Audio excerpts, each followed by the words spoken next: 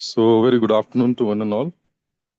Respected resource person for this afternoon session, Dr. Yogita Patil ma'am has joined a cloud meeting. So, on behalf of UGC Malviya Mission Teachers Training Center, Dr. Baba Saheb Ambedkar, Marathwada University, Chhatrapati Sambhajinagar, I welcome Dr. Yogita Patil ma'am.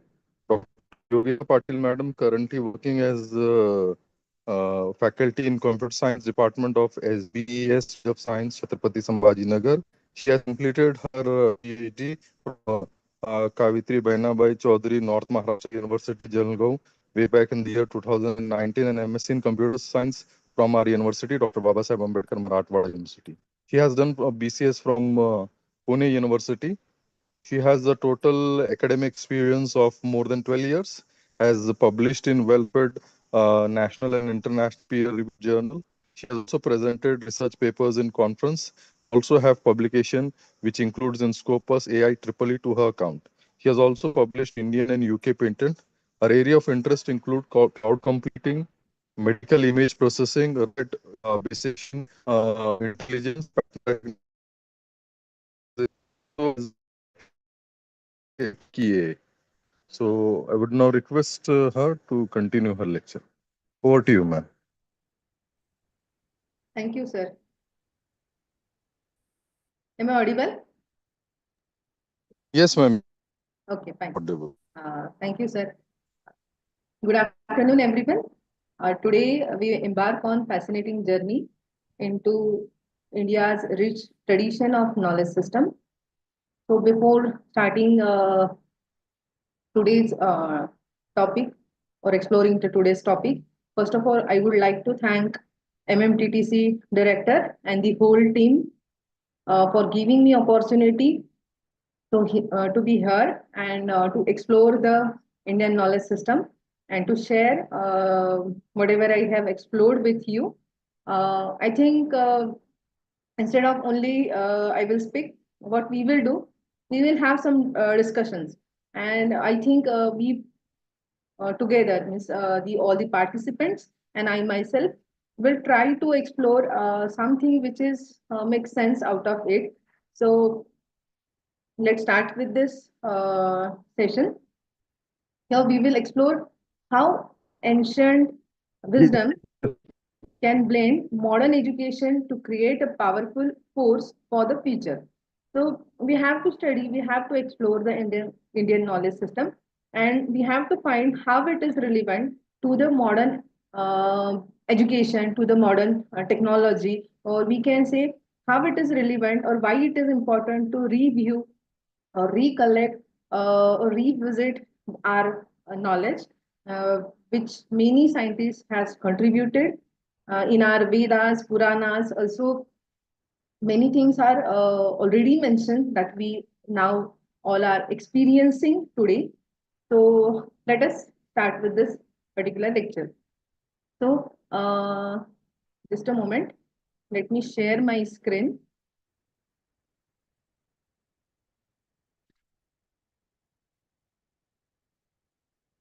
Kindly let me know whether it is visible or not.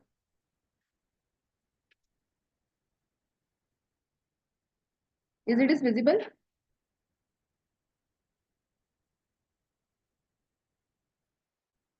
My screen is visible.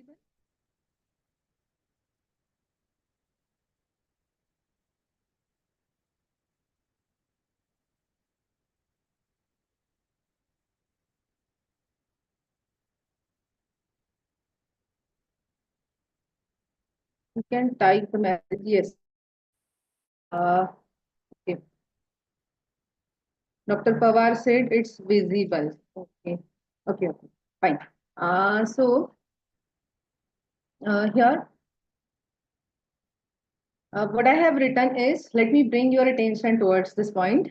Like uh, the line which I have written in red color is bridging the ancient wisdom with 21st century education. So after uh, having a little bit of reviewing the Indian knowledge system, we will try to find how we can able to bridge the gap or how we can implement our past knowledge in this 21st century and how we can bring it to our education system. If you look at my first slide carefully, you might have seen that here I have written the Yugabda. Today's date I have mentioned over here. That is Vaishak शुद्ध 2 शके 1947 Yugabda 5147. Today is 29 April 2025. Do you know really what is this the concept of Yugabda and how to calculate it?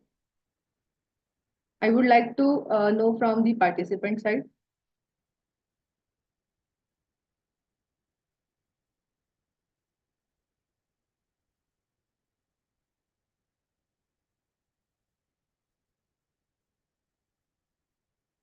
Is participant mic is off?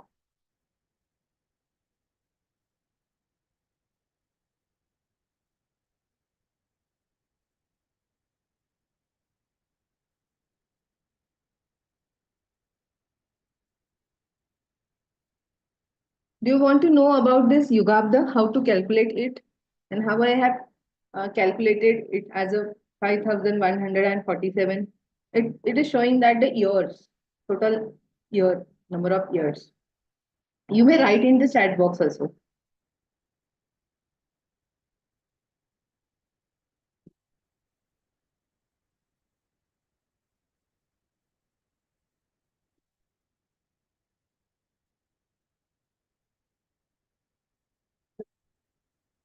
Okay. Uh, so let me tell you about this, how we can find this Yugabda year. That it is said that from the Kali Yuga, I think Kali Yuga is started since in the year 3102. So it is said to have started in that year. So the current year is 2025. So we have to add the current year plus the year from where the Kali Yuga has started. So that is 2025 plus 3102, which gives us the current year, that is 5127. So we are living in Kali Yuga. So you might have heard there about there total four types of yugas are there: Sat Yuga, Treta Yuga, and Dwapar Yuga. The first yuga where the first four forms of Matsya Avatar, Kurma Avatar, Varaha Avatar, and Nisya Avatar was there. And in Treta Yuga, uh, the avatar of Parshuram and Sri Ram we have seen. In Dwapar Yuga, the third yuga, that is the two avatars of Krishna, we have seen Balrama and Sri Krishna. Now we are living in this Kali Yuga, which have been started in 3102 years ago. So, our discussion today will cover, let me change my slide. Our discussion today will cover the points like what actually is IKS, evolution of IKS, then characteristics, what are the characteristics of IKS, and the vision of NEP regarding IKS, the legacy, lots of ancient knowledge, the necessity of reviewing the IKS and how teacher like us, you and me, play a crucial role. We will also see how Indian pioneered scientific thought and conclude with the strategies for managing and safeguarding our rich knowledge heritage. So, as I said, there are four types of yugas. So now we are living in the era of Kali Yuga. We have discussed right now how to calculate it, and let me bring your attention toward one important point, that in the year 1835, a crucial event unfold that changed the course of Indian education. The introduction of Indian Education Act under the influence of Lord Macaulay. You might have heard about it, how Lord Macaulay has changed our education system. So Macaulay informed that, or his statement was that if we have to rule over the Indian, we must at present do our best to form a class of people who may interpret between us and the millions who we have to govern. A class of people or persons which may be Indian in blood, Bharatiya in blood and color, but English in test, in opinion, in morals and intellect.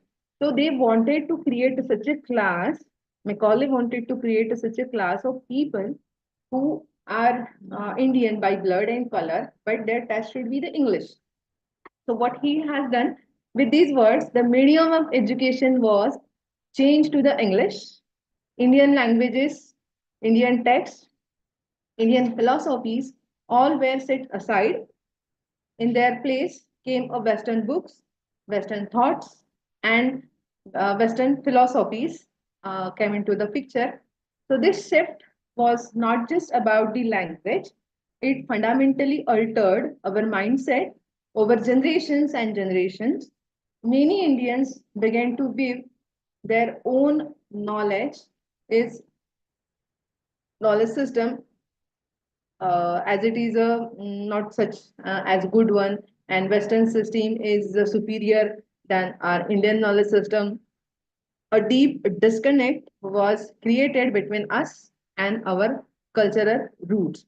So that was the plan, and the plan was successfully executed by the Macaulay, and that's why there is a need to review our rich heritage.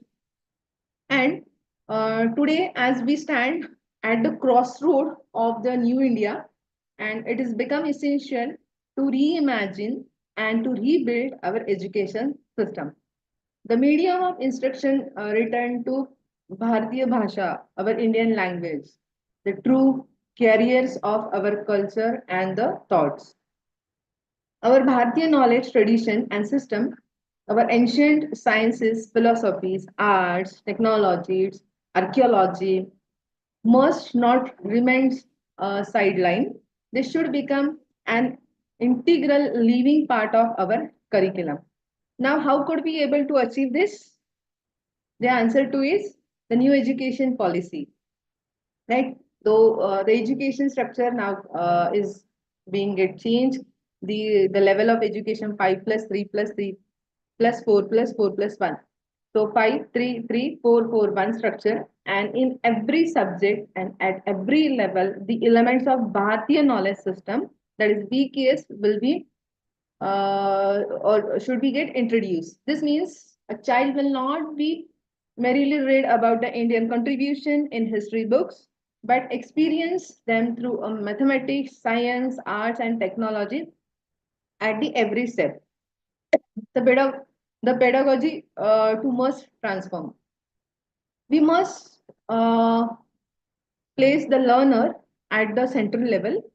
The learner should be at the center and focusing on learning to learn, nurturing curiosity and creating the creativity, or insisting student to think about it, and instead of not only just reading, we will have to try to make our student think about out of the box.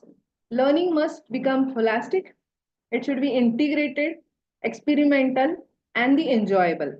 So only then can education reconnect us to our roots, empower our minds, and prepare us to thrive in a global world while standing firmly anchored in our identity. So, what do you think? What will be the aim of the education, or what actually the aim of the education? How you people look at the education? Can you write me in a chat box?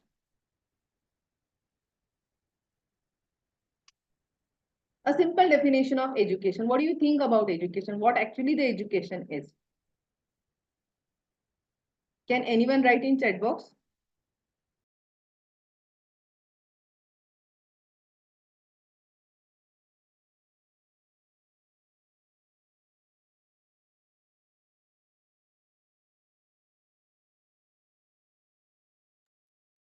All are there? Yes or no?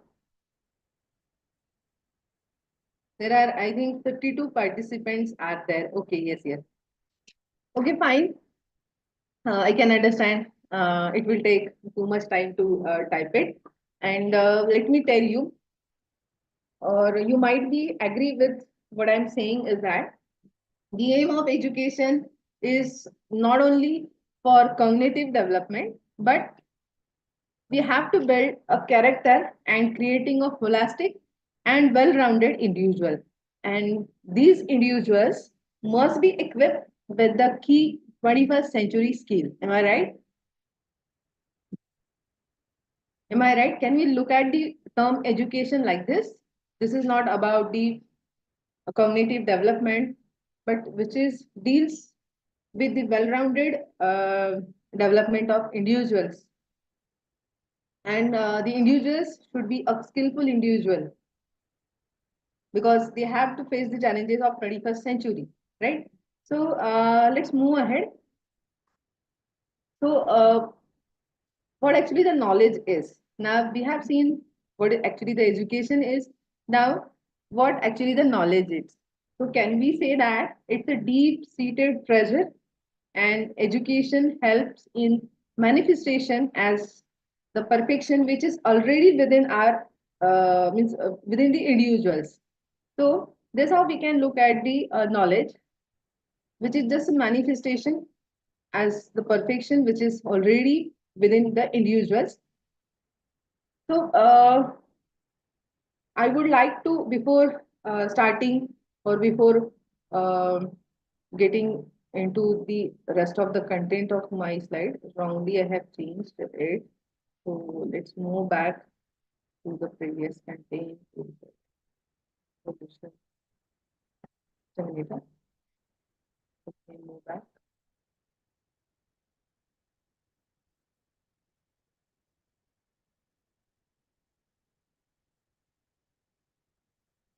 We will come afterwards to this point. So let me be with this agenda slide itself. So here I will do a action. I'll not speak any word here.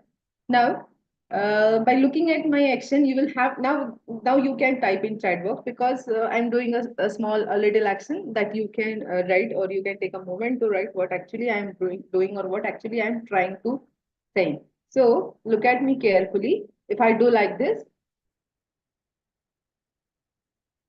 what do you people understand by this? Shall I repeat my action once again? So look at my action once again and try to say what I am doing or what I am trying to say.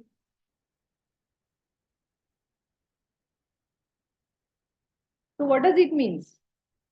Can anyone write? Yes, right. So namaskar. So namaskar, this word I have not said namaskar, but still you people know keep what I am doing. I am doing a namaskar. Can we say that it's our Indian tradition that we use by my gestures, just by joining my arm and with slight bow? It's more than the greeting. It's reflect the profound respect to the divinity in the others, in you people. It's mindful, it's humble, and connect beyond the words. So this is Indian practice or the tradition that we use or that we can admire, right? So can you people write any Indian practice or tradition that you people use or admire?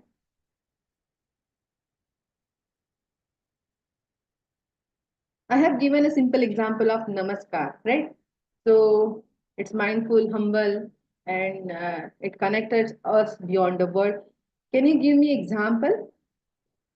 Any Indian practice or tradition, simple or a daily life example that we use. Anyone wants to try?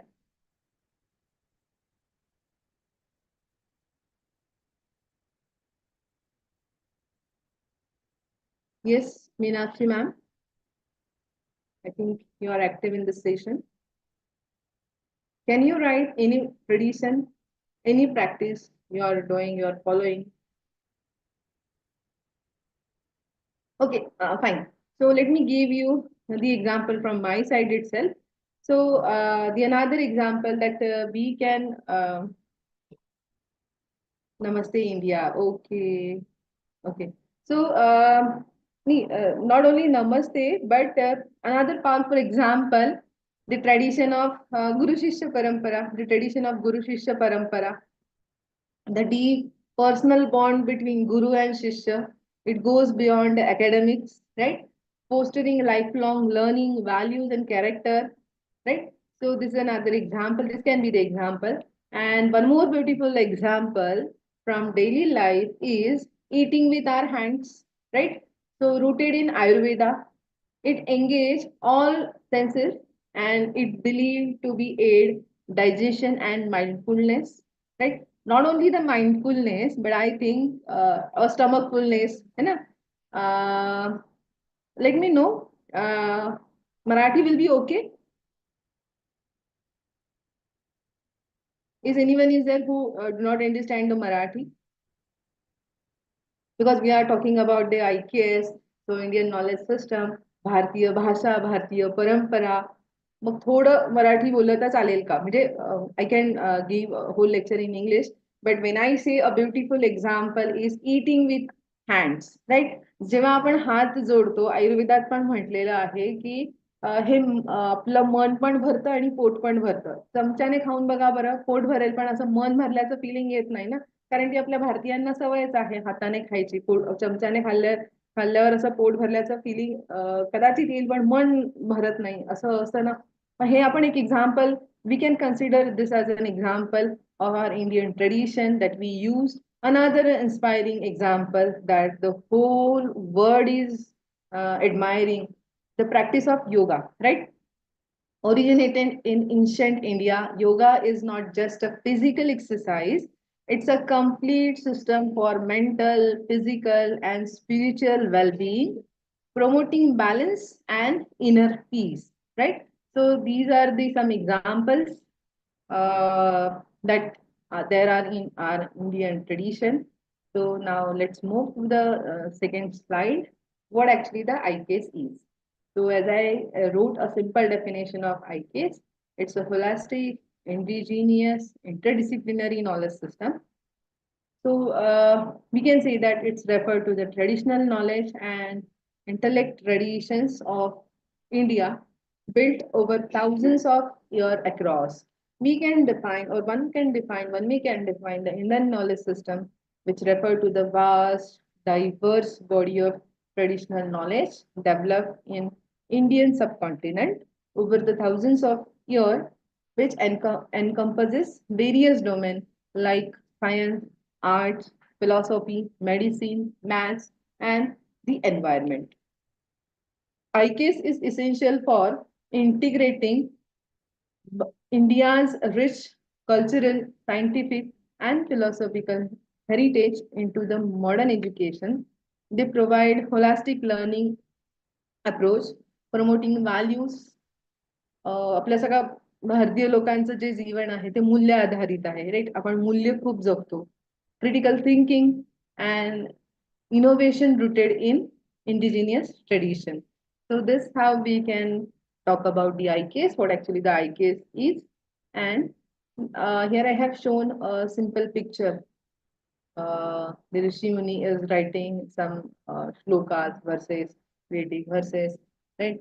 So do you think that uh, thousands of years ago, the same thing was there, that whatever their thinking was there, whatever their ideas, imagination was there, so they used to usually write? No. First of all, they have transmitted it orally, and later came the writing practice. So let's see the next slide. Evolution of ICAS, from where it is evolved. So as I said, rooted in observation, experimentation, oral transition, which later get documented. So the evolution of Indian knowledge system is deeply rooted in observation and experimentation. The ancient times, Before any formal written records, knowledge was primarily transmitted through the oral traditions. Wise individuals carefully observe nature, society, and cosmic phenomena and formulated principle based on the direct experience and empirical practices. Right? Oral transmission become the primary mode of preserving and sharing the knowledge across the generations. So these traditions of sharing the knowledge often encapsulated in stories, hymns, chants, and philosophical discussions, allowed for dynamic engagement with the knowledge, but also made it valuable or uh, make it open for any kind of change. If any devised person want to modify it, so the flexibility was there. Reinterpretation over the time, that kind of flexibility was also there. With the passage of time, there arose a need to document these vast bodies of knowledge to ensure their preservations, right? This lead to the latter adoption of writing practices. So writing practices came in picture much more later. Previously only through the orally they try to transmit the knowledge, what they have observed, what they have gained, what they are thinking, so and what they are able to retain, whatever they have understood, how long they can able to retain and can easily pass. So they were believing in that. Early writing were inscribed on palm leaves, bricks, bark, and rock edicts. Some of the earliest example, when I say rock edicts, so in your mind, immediately अशोकाचा काळ आला असेल, right? अशोकाच्या काळात त्याने त्या जी निर्मिती केली त्याने दगडांवर त्याचे थॉट्स जे काही ते त्याने कोरून ठेवलेले होते. So Ashoka edicts third century BCE and manuscripts of the Vedic and philosophical texts preserved meticulously by the scholars. However, it is important to note that these texts often written down centuries after the original knowledge was formulated and transmitted orally. During this time gap, what have happened during this time gap, disciples played a crucial role in transmitting the knowledge by hearing, understanding, and teaching, right? So their individual interpretations, memory limitation, and personal biases occasionally lead variation and contradiction in the recorded text. So these inconsistency reflect both the flexibility of oral transition and challenges in maintaining the absolute, what we can say, absolute fidelity to original teaching, right? So this dynamic variation in both strength and complexity in the study of IKS. So on one hand, it shows that the knowledge system was living, evolving, and contextually adaptive. On the other hand, it demands critical analysis and comparative study by modern scholars to trace back original meaning, contextual variation, and evolving interpretation. Today's scholars are studying this manuscript using the various tools.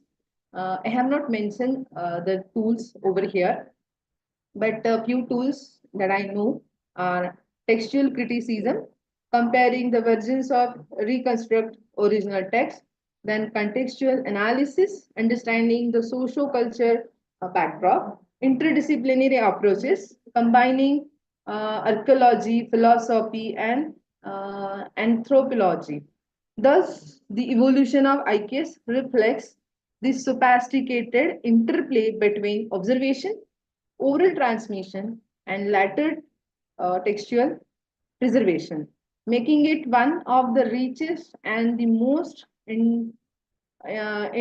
intricate intellectual uh, traditions in the world. Now look at the uh, roots of modern science and technology. So we can observe, or you might have seen or visited the hanging pillar of Lepakshi.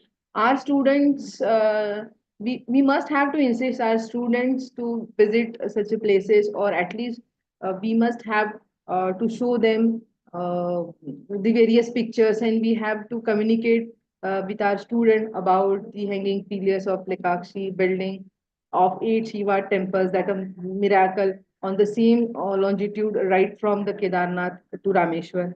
Tanjore temple where the no shadow is forming. Carving Hampi, then wonderful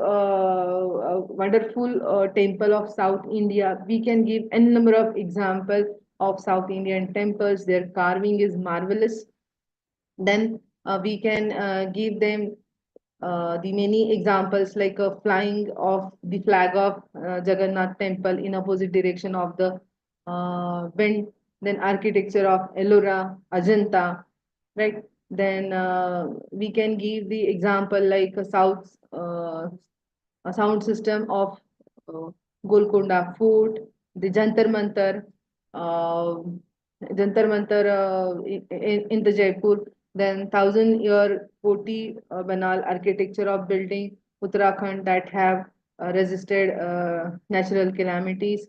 Then many example we can give. One more example that is rust free iron pillar that is in Delhi, which is said to be 2300 ago that pillar was constructed, and that was a rust free. Many scientists are visiting or trying to identify what kind of what kind of mechanics they have used, what kind of meteorology have been used so that the pillar is still rust free. Then Indian calendar, we talked about the Yuga of the Shake in the first slide itself. So here I have shown the a few pictures which we have just now talked. So we must have to tell our student about these miracle things which are there in our Bharat. Right. Now, what are the characteristics of indigenous knowledge? So here I have written that it's a local, cultural, orally transmitted. That just now we have seen previously it was just orally transmitted. The written form much more came later. It's adaptive, holistic, virtual for survival.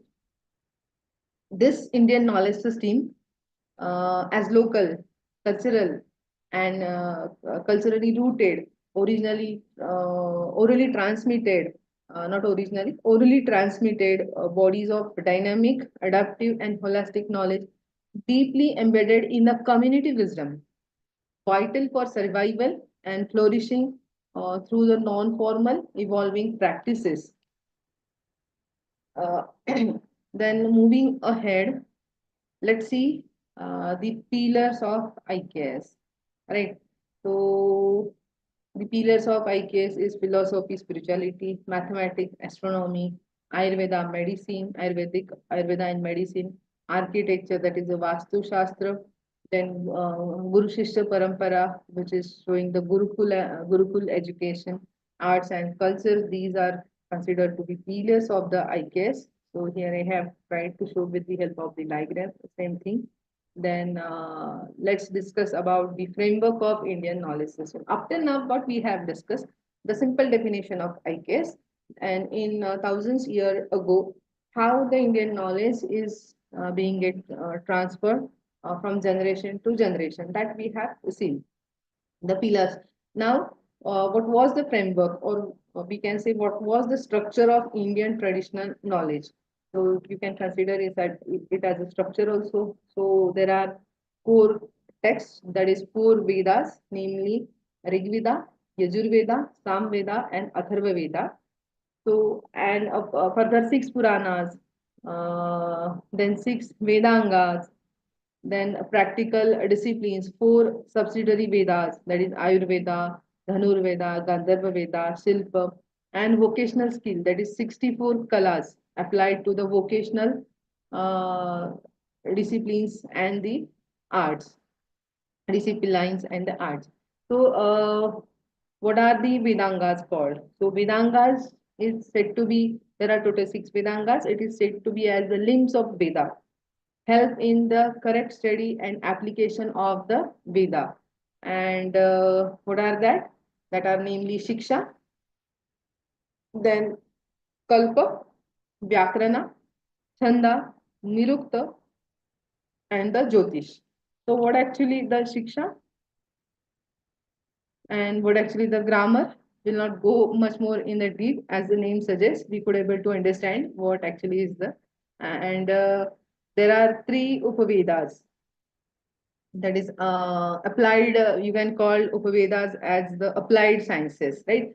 So what was the applied sciences that you can call this as a Upaveda or subsidiary Vedas, that is Ayurveda, that deals with the medicine and the life sciences, that we know. Dhanurveda, that is military sciences, archery. Gandharva Veda, music, dance, fine arts, which deals with that. Then Stapatya Veda, that is Shilpakala, architecture and engineering. So to summarize this, so there were total 14 fields were there of Indian knowledge system. The framework was all about the Veda, Vedangas and Upaveda. So total 4 Vedas, 6 Vedangas and 4 Upaveda were there. So there are the totals. So thus Veda, Vedangas, Upaveda, uh, which gives us the 14 branches of knowledge. So these 14 streams covered spiritual knowledge, language, linguistics, mathematics, health sciences, arts, military sciences, engineering and architecture, astronomy, cosmology. So in short, we can say that it was a full education system covering both material and spiritual development. So if we try to define in simple form what actually the Veda is, right? तर सर्वात जुनी आणि पवित्र अशी ग्रंथ संपदा म्हणजे वेद आहेत. वेद म्हणजेच काय? तर कोणी आपल्याला सिंपल वन लाईन डेफिनेशन जर वेदची विचारली तर आपण असं म्हणू शकतो त्याला की वेद म्हणजेच काय आहे? तर ज्ञान आहे. आणि कसलं ज्ञान आहे? तर ह्या ज्ञानात काय शिकवलेलं आहे? तर वेदांमध्ये देवपूजा, प्रार्थना, नैतिकता, विज्ञान आणि जीवनाचं मार्गदर्शन दिलेलं आहे. मग कुठले वेद प्रामुख्याने आहेत? तर 4 वेद आपण आत्ताच बघितले, ऋग्वेद, यजुर्वेद, सामवेद आणि अथर्ववेद, हे आपण वेद बघितले. वेदांग म्हणजे काय? मराठीत सांगायचं झालं तर जसं म्हटलं ना, अप्लाइड सायन्सेस. तर वेद समजून घेण्यासाठी आवश्यक असलेली सहाय्यक अशी गोष्ट म्हणजे वेदांग. म्हणजे वेद वाचायला, समजायला आणि अचूक वापरायला मदत करणारे 6 जे वेगवेगळे विषय आहेत तर त्याला वेदांग म्हणतात. म्हणजे शिक्षण, व्याकरण, छंद, निरुक्त, कल्प आणि ज्योतिष, हे झाले सगळे आपले वेदांग. अगदी थोडक्यात सांगायचं झालं तर पुराण म्हणजे काय? की जे आपण गोष्टी पौराणिक कथाच्या ऐकतो. म्हणजेच काय? जगाची उत्पत्ती, देवदेवतांचे चरित्र, राजा ऋषीच्या ज्या काही गोष्टी आणि नैतिक शिकवण देणाऱ्या ज्या काही गोष्टी आहेत त्याचा ह्या पुराणात समावेश होतो. म्हणजे एक्झाम्पल द्यायचं झालं तर तुम्ही देऊ शकतात का एखादं example? Can you give me any example of Purana which you know? खूप पुराणांचं एक्झाम्पल देता येईल, एखादं कोणी देऊ शकतं का? Can you write me the name of any Purana you which you no?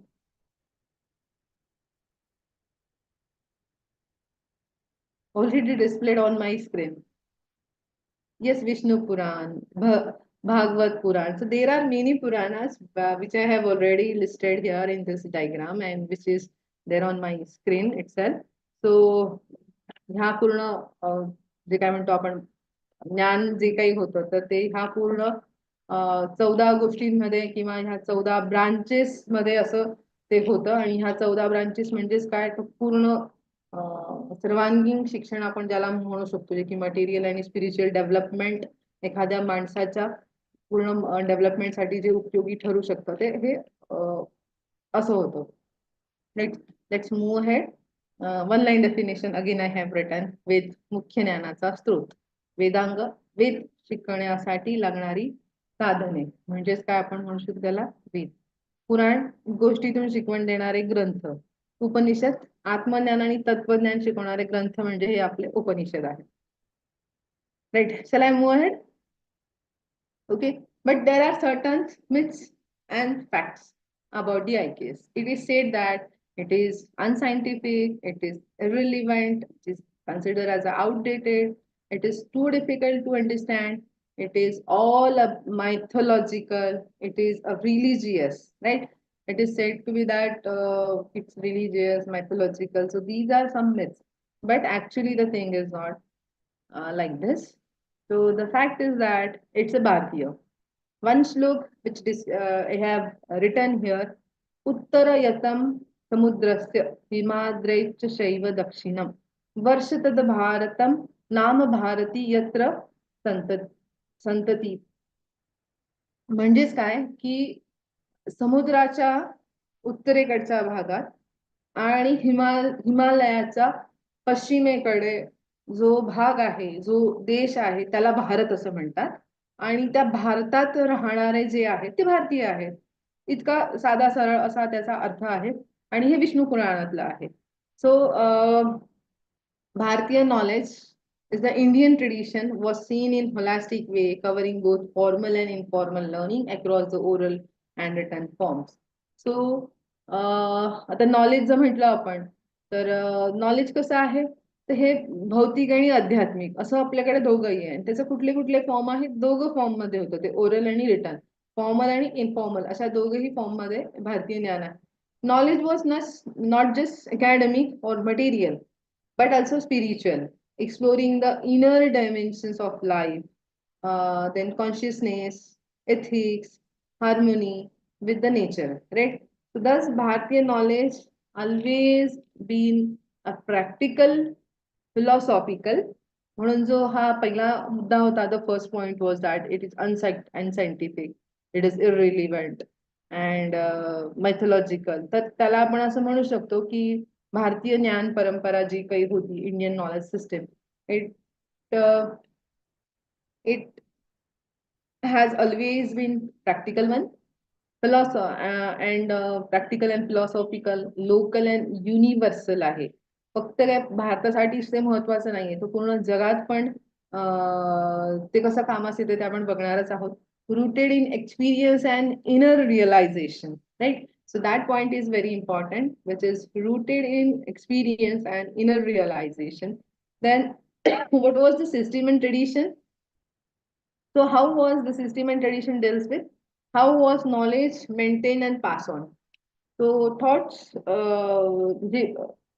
जे काही थॉट्स होते ते दुसऱ्याला सांगितले जायचे आणि दुसरा त्याच्या ऑब्वियस की त्याचं मेमरी लिमिटेशन्स किती आहे तो किती रिटेन करू शकतो तो कसा पुढे पास ऑन करू शकतो what he have learn what he have realise what he has observe and what how much he can retain then it depends on him how well he can transfer to his successor, to two young ones, right? Through the system and traditions, these were the methods carefully developed to preserve and transfer knowledge across the generation and across the local context. मग कधी कधी आता methodology ज्या काही वापरल्या गेल्या तर Indian tradition emphasis learning through observation अनुभवातनं आपण जे म्हणतो ना अनुभवाचे बोल आहेत म्हणजे ते कायमस्वरूपी लक्षात राहतात. सो ऑब्झर्वेशन देन थ्रू डायलॉग संवाद साधून प्रॅक्टिस प्रॅक्टिस म्हणजेच काय की पूर्वीच्या काळी त्याला अनुष्ठान म्हणायचे. देन रिफ्लेक्शन दॅट इज चिंतन. सो व्हॉट वॉज द पेडॉगॉजी म्हणजे शिक्षणाची विधी काय होती शिक्षण विधी काय होती. The learner was active not passive. Teachers use storytelling, then debates, वाद विवाद, arts, hands-on practices, customized learning based on each student's natural tendency. कारण प्रत्येक विद्यार्थी काही हा सारखा नाहीये. Everyone has different potential. So and even the tendency स्वभाव आणि प्रवृत्ती आपण ज्याला म्हणतो ती प्रत्येकाची वेगवेगळी असते. सो सो द टीचर्स असं करायचे की ते एकाच पद्धतीने शिकवत नव्हते. ते त्यांच्या शिक्षण पद्धती किंवा जे डिलिव्हर करायचं त्याचं कस्टमायझेशन करायचे. का तर ते स्टुडंट सेंट्रिक एज्युकेशन होतं ना. दॅट्स वाय असं नाही की मी जे शिकवणार ते सगळ्यांनी समजून घेतलं पाहिजे. That approach was not there. Knowledge was passed down seamlessly from teachers to student, from parent to child, from uh, from one wiser person to the some another. Then local adoption knowledge was not one size fit to all, right? So it was deeply localized. Ayurveda in Kerala evolved differently from Ayurveda in Kashmir, right? So current परिस्थितीच वेगळी आहे ना म्हणजे निसर्गच वेगळा आहे. In Kashmir, the nature is different, and in Kerala, the nature is different. So then, how their Ayurveda practice will be the same one, right? So Ayurveda in Kerala evolved differently from Ayurveda in Kashmir. That is very obvious. Local herbs, local needs, local lifestyle shape the expressions of the knowledge, right? That's why it is said that it's a local adaptation. So we cannot say that knowledge is just about one size which will fit to all.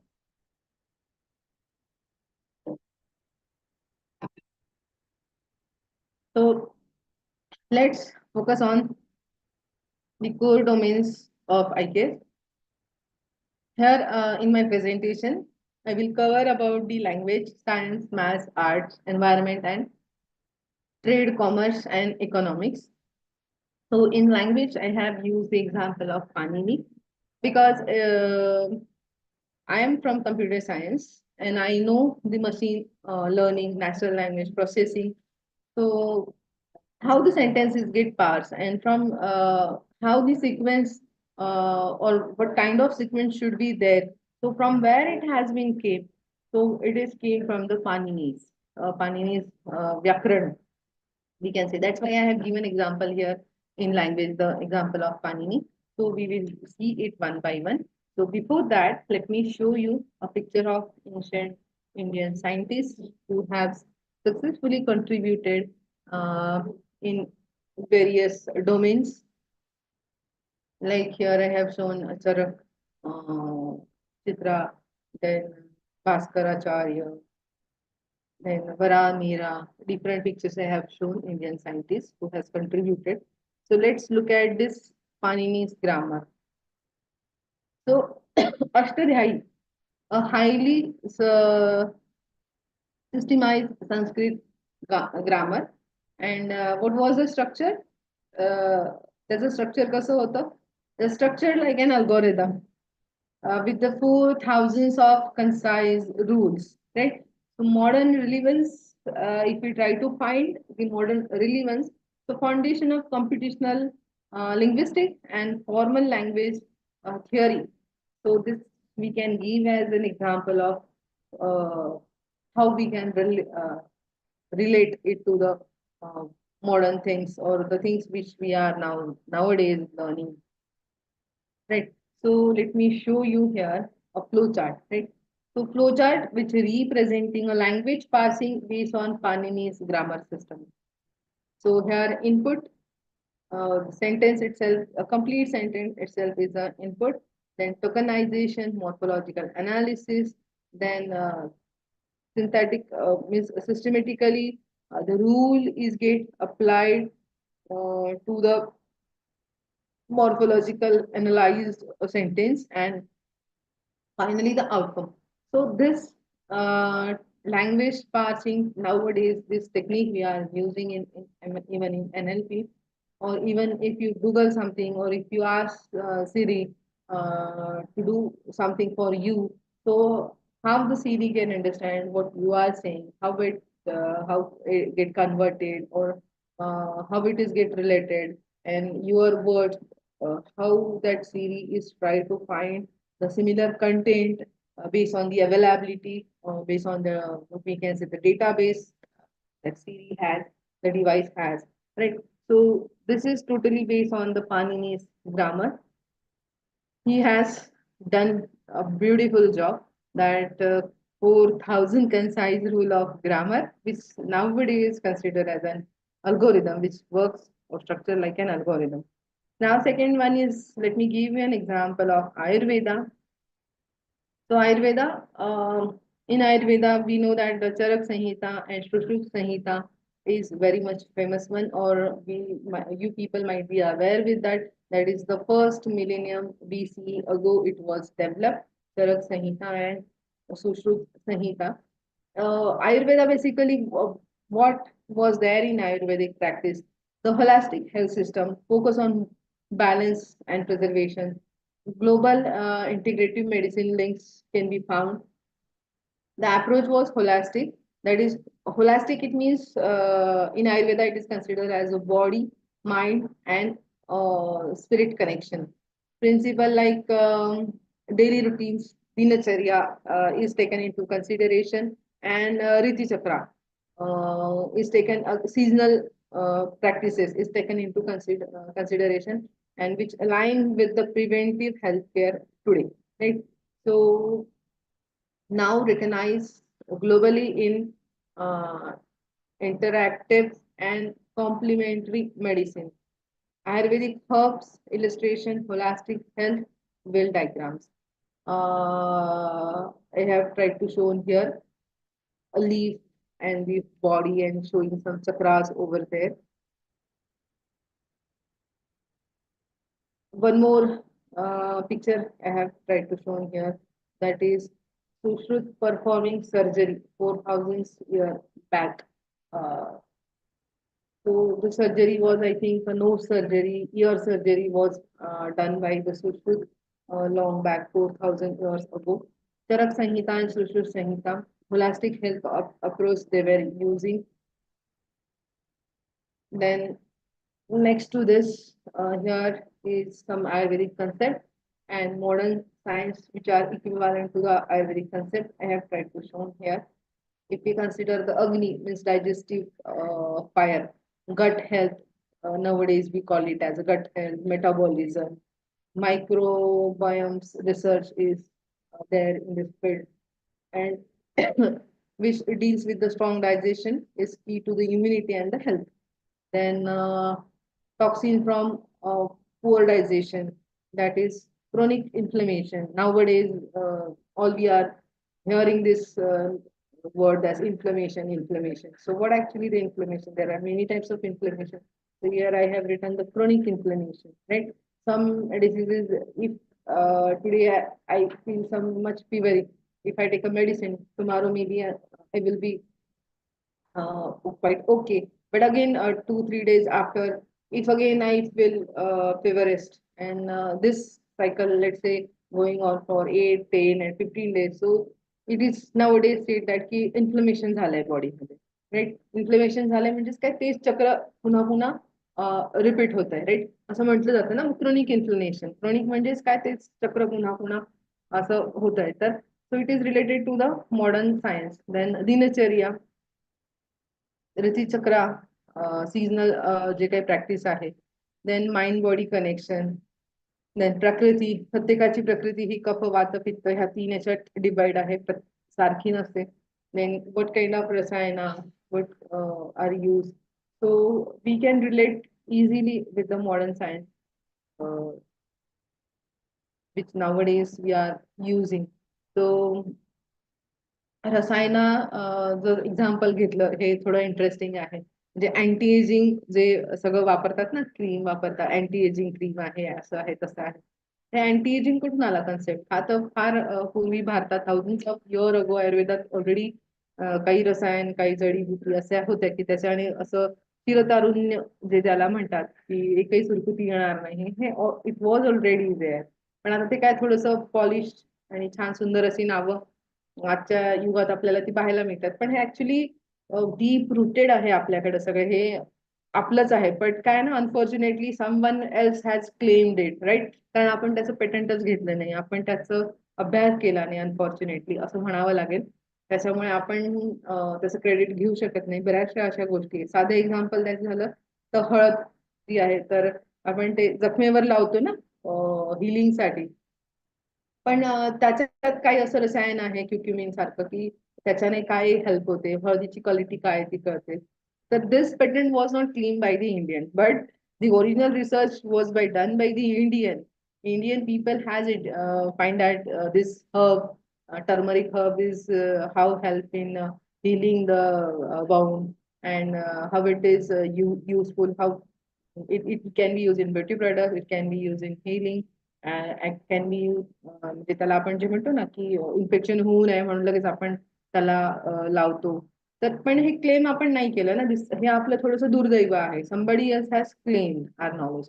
Then Sutra and ancient geometry.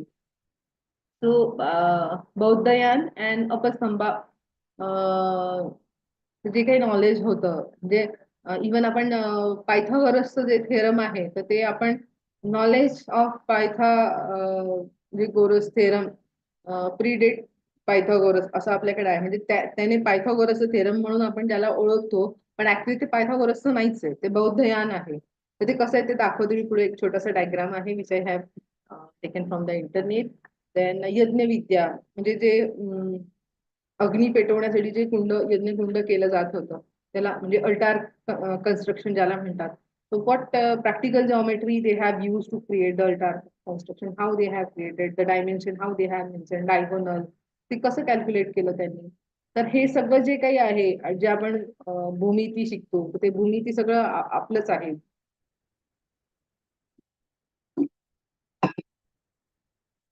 See here, ancient geometry in altar construction and म्हणजे बौद्धयान सूत्रम. AC square is equals to AB square plus BC square. Already it was written in our Sanskrit language, right? But later त्याला असं म्हटलं गेलं की हे पायथागोरसचं theorem आहे, पण पायथागोरसच्या थेरमच्याही आधी हे बौद्धयान सूत्रम हे आपल्या संस्कृत भाषेत लिहून ठेवलेलं आहे. देन आणि जे अल्टार कन्स्ट्रक्शन होतं, practical geometry used in design altar was with the help of that precise measurement they used to create that Agnikunda. And early knowledge of Pythagorean theorem, centuries before the Pythagoras was evolved, was developed in Bharat itself. Here value of pi even Aryabhata आपण ज्याला म्हणतो की शून्याचा शोध त्यांनी लावला आर्यभट्ट यांनी. आणि मग value of पाय सगळे श्लोक हे जे सांगतात हे जे रेफरन्सेस आहेत तर याच्यावरून आपल्याला असं कळतं जर आपण बघितलं व्यवस्थित carefully. If you look at this carefully so approximate value of pi was calculated and written in Sanskrit loka itself with the help of Sanskrit language. Then Varamira. Varamira's a contribution, all we are knowing that Earth is in spherical shape, then Earth's gravity, astronomy, भरपूर astronomical scientists example we can discuss that which have contributed to our Indian knowledge system. Then ancient Indian astronomy. The ancient Indian astronomer also developed a precise method for tracking planetary position and predicting the celestial events. They constructed observation like the Jantar Mantar in Jaipur, Rajasthan. कोणाला सांगता येईल का की जंतर मंतर कुठल्या राजाने construct करून घेतलेलं होतं, म्हणजे कुठला जयपूरचा असा राजा होता की जो एकदम विजनरी होता आणि त्याने हे जंतर मंतर कन्स्ट्रक्ट करून घेतलं होतं, कोणाला सांगता येईल? अँड असं म्हणतात की ही हॅज पूर्ण भारतभर he roam whole Bharat and मग त्याने प्लेस पण आयडेंटिफाय केल्या होत्या कुठे कुठे. राईट, राजा जयसिंग. येस, त्याने प्लेस आयडेंटिफाय केल्या होत्या आणि like same structure where we can create म्हणजे लॉंगिट्यूड लॅटिट्यूड याचा सगळा अभ्यास त्याने केलेला होता. So beautifully has created the Jantar Mantar in Jaipur, Rajasthan, with sophisticated instrument to measure the time and study the celestial movement. Then ecological ethics in tribal tradition. You people might have heard about these tribes like Bishnoi, Khasi, and Gond. So these tribes have done much more efforts, or they were well connected with the nature, and they have tried to preserve the endangered groves, right? Scared groves and conservation they have done. respect for the nature integrated into the this kind of religious and their cultural practice was there. An example of early sustainability and biodiversity conservation we can consider. So scaled growth of Khasi Hills in India, that picture I have shown here. So these tribes we can म्हणजे जर घेता आला आपल्याला यांच्याकडनं तर खूप घेण्यासारखं आहे. कारण ह्या ट्राईब्सने खूप असा म्हणजे त्यांची काय म्हणतो ना आपण ट्रेडिशनच होतं, त्यांची प्रॅक्टिसच होती की कसं ह्या सगळ्या वनस्पतींना त्यांनी खूप जपलं आणि त्यांचं नुसतं जपलं म्हणजे कन्झर्वेशन पण केलं आणि त्या वाढवल्या पण. तर हे आपण बघितलं पाहिजे. आणि हे खूप महत्वाचं आहे कारण नेचर सायकल याच्याने डिस्टर्ब होऊ शकते. हा जो थॉट आहे तर हा किती त्यांच्यामध्ये मनामध्ये तो रुजलेला होता आणि ते ट्रेडिशन बाय ट्रेडिशन ते करतच आलेले होते. Right. Ancient Indian and physical sciences. In the field of physical sciences, ancient Indian scholars explored the various disciplines, including astronomy, physics, and meteorology. Aryabhatta accurately calculate planetary position and propose a heliocentric model of the solar system. Varahamira made the scientific contribution to the astronomy, geography, and mathematical techniques for predicting the ellipses. But even the scientists over the world have surprised that what a beautiful job Indian people has done, and they have also written or they have also expressed that our scientific research is not made possible without the Indian knowledge, without the Indian scientists. This is the truly they have accepted. Even the Nobel Prize winner scientist also has means accepted that our research there is a contribution of Indian scientists is much more. So without them, we could not have done much more better in this field. So trade, commerce, and economic. One more example I will give you. The name of scientist is Heisenberg. Also said that without the Indian scientists, research is not possible. So I have taken the references from the Indian scientists literature.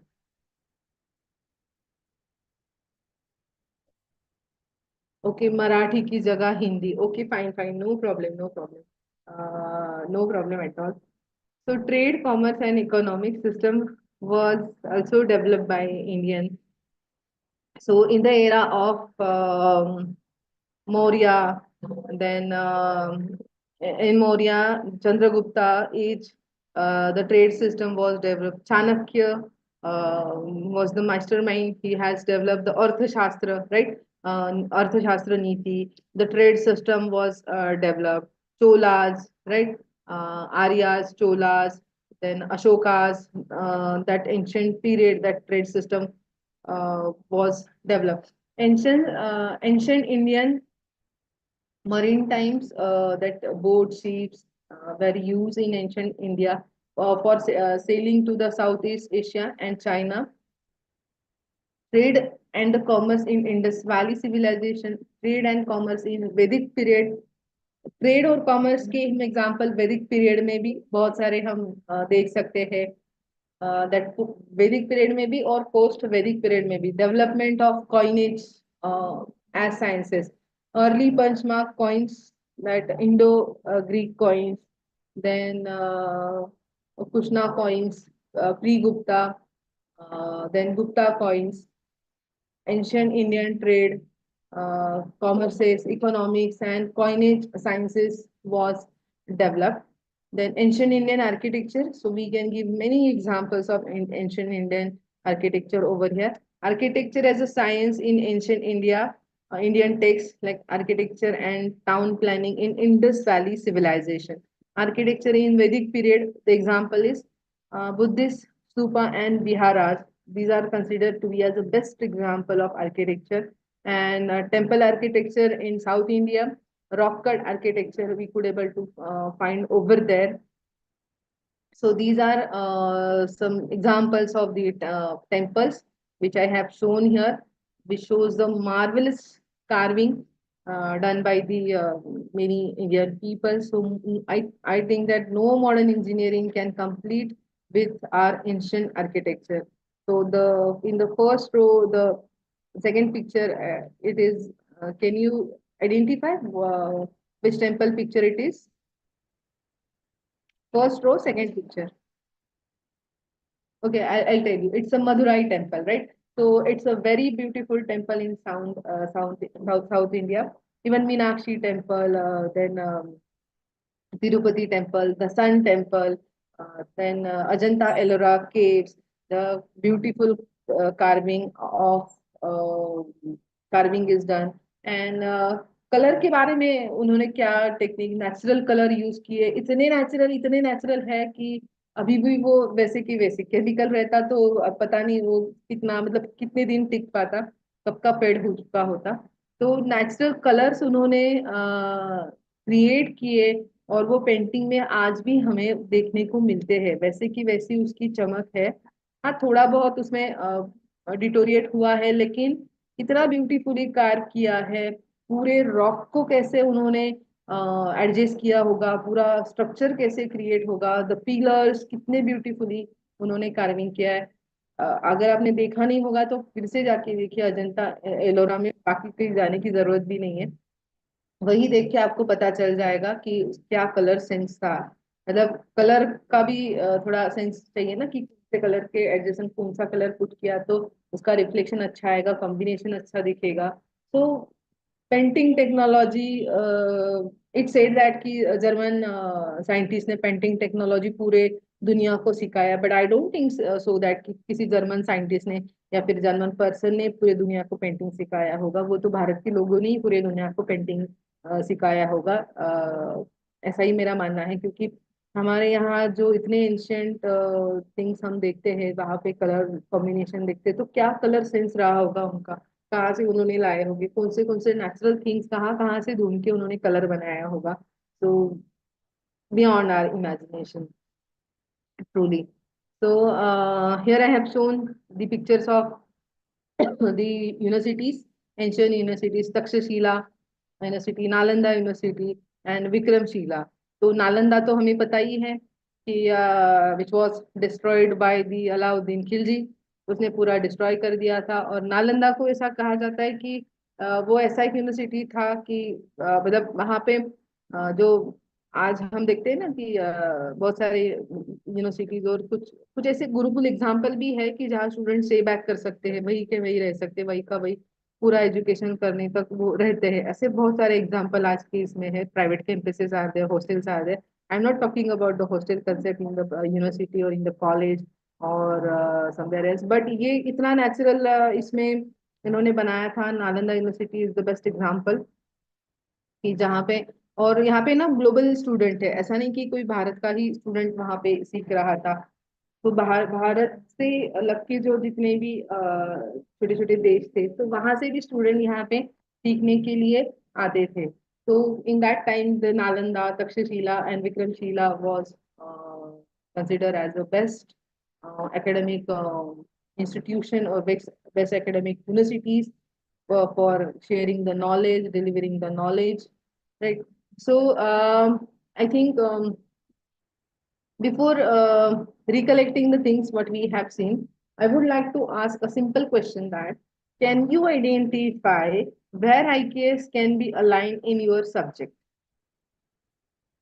Can you able to identify, I'll repeat my question once again. Can you able to identify where the IKS can be aligned in your subject?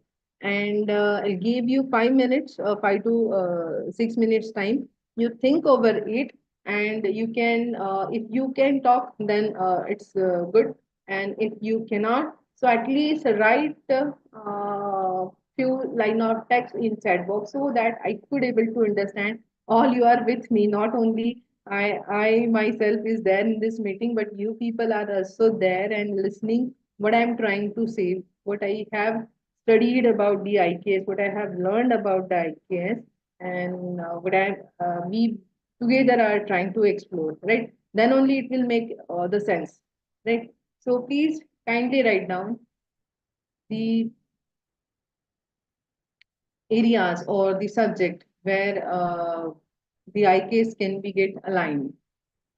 Any example can you give?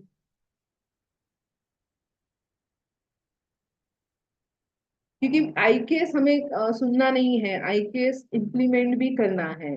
In my second session, I will talk about the NEP, the policy of NEP about IKS.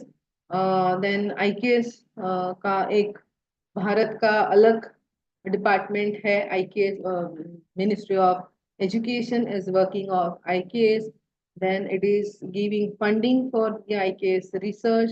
Many internship program is running, and as an institution you can take part, or you can insist your student to take part into these IKS internship program. You can contribute to the recollecting, revisiting the Indian knowledge, and you can make a plan in your institute itself. What topics can be incorporated, or what topics can we able to teach to our students in the curriculum. You might be knowing that the 5% of credit the student can earn from by doing this IKS course from various platforms. So what are the platforms that we will see, and how the globally, even the global platform, local platform that we will discuss, and IKS policy we are going to discuss in the second session, and what are the research opportunities in the IKS, how you can contribute, the interested teachers can also contribute to the research which is going on. A huge funding is there, and the many things will cover in the second session. But before recollecting the things which we have seen the first session, my simple question is that I'm repeating once again: identify where IKs can be aligned in your subject. I think here teachers from various subjects are there. Am I right? Some maybe from, or first of all, try with or first we will do one thing. You just write down the your subject, your domain. You're from arts, commerce, science background, engineering background, or what else you can write? Yeah, your subject name at least, right?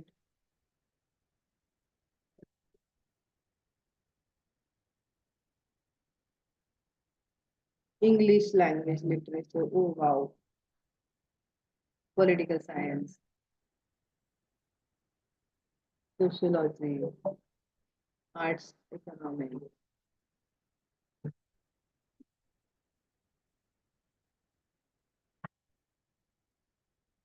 So there are many contributions done by the Indian scientists in the field of sociology, ecology, political sciences, right? म्हणजे which we can say अर्थशास्त्र आणि राज्यशास्त्र, right? In राज्यशास्त्र, what should be the policy, or as a king, king should be, वो बोला जाता है ना कि राजा ने क्या पॉलिसी ऑप्ट करना चाहिए कि जो यूनिफॉर्म हो सबके लिए, मतलब राज परिवार के लिए भी वही, और राज्य में रहने वाले सभी नागरिकों के भी लिए वही पॉलिसी. तो ऐसा बोला जाता था कि राजा बनना मतलब कोई सिंपल टास्क नहीं था. वो तो मतलब ऐसा मुकुट है जो टूटणे वाला मुकुट है ना, मराठीत त्याला म्हणतात काटेरी मुकुट घालण्यासारखं काम म्हणजे राजा होणं होतं, right? Because many times hard decision they have to take. Then trade system was develop, right? So अशोकाच्या एरामध्ये, in Chandragupta area, Gupta, Maurya, Cholas area, this what was the how economics was there, what was the trade system was there, na taxation, what kind of taxation त्यांनी तिथे they have created. So you can look back and you can try to find, you can try to relate it with the modern technology or in the current era. And even some has written the microbiology. So you can well connect with Ayurveda. What was Ayurvedic practices was there. So in Ayurveda, as I said, the whole body they have considered. They means ऐसा नहीं कि जो दूसरा है उस पे ही, मतलब जो आपका जहाँ पे दर्द हो रहा है उस पे ही इलाज करो, ऐसा नहीं था. They were considering the whole body.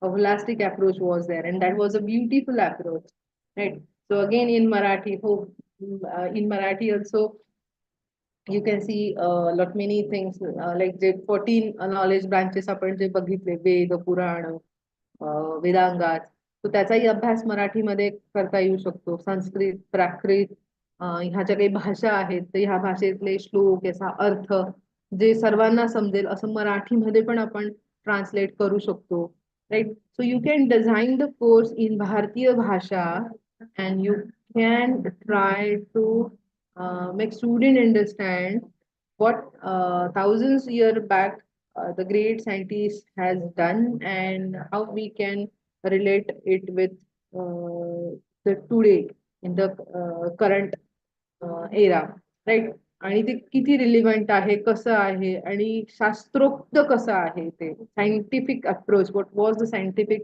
Approach involve it in and scientifically जर आपल्याला रिलेट करता आलं तर स्टुडंट पण त्याच्यावर विश्वास ठेवतात कारण हे Gen Z generation is very dangerous generation they need examples unless and until you give them a scientific example or you try to explain with some evidences तर ते तरच बिलीव्ह करतात नाही तर मग त्यांना असं वाटतं की हे समथिंग रबिश काहीतरी टीचर सांगतायत आणि असंच पौराणिक कथा आहे मॅथोलॉजिकल स्टोरीच्या बेसिसवर सांगतात तर असं होतं त्याच्यामुळे we have to go back we have to dig out or we have to explore our Indian knowledge आणि आपल्याच विषयात ते कसं रिलेट होतं कसं अलाइन होतं आता जसं मी माझ्या सब्जेक्टचं example I have try to keep example of my subject as I'm the computer science teacher, if I find how IKS can be aligned to my computer science subject, as I have given example that Panini's grammar, right? So sentence parsing is based on the Panini's grammar. What the 4,000 rule can act as an algorithm. So I can take the help from that grammar. I can learn that grammar rule and I can contribute to the research which is currently going in the natural language processing. And I can make student aware about that Panini's rule and the sentence parsing, the sequence, what was the sequence was there. So this how I'm trying to do. So the same thing should be get done by the you people also. Then only then we could able to transmit our Indian knowledge, the rich heritage, what we have to the students, right? Unless and until we study it, unless and until we try to understand it, we could not able to transfer it. We could not able to transmit it, right? So the government of India, the UGC is trying, or UGC has tried a level best to incorporate the IKS in the all level of education, right from the child education to the postgraduate education. The student will not only learn or will not only hear about the Indian scientists, but they will experience it, they will imagine it, and they will try to write in their own, what we can say, own thinkings, own wordings, right? So this is what we can say एक natural प्रयत्न जो म्हणतो आपण सहज प्रयत्न आहे की Indian knowledge system काय हे समजून घेण्यासाठी okay so mean while or even after the lecture also you people I request all the participants try to think about it how you can relate or what topic or what instant knowledge can be aligned with your subject try to identify such areas and let's recap our first session what we have seen in the first session we have seen a simple definition of ICASE so let's revise it once again.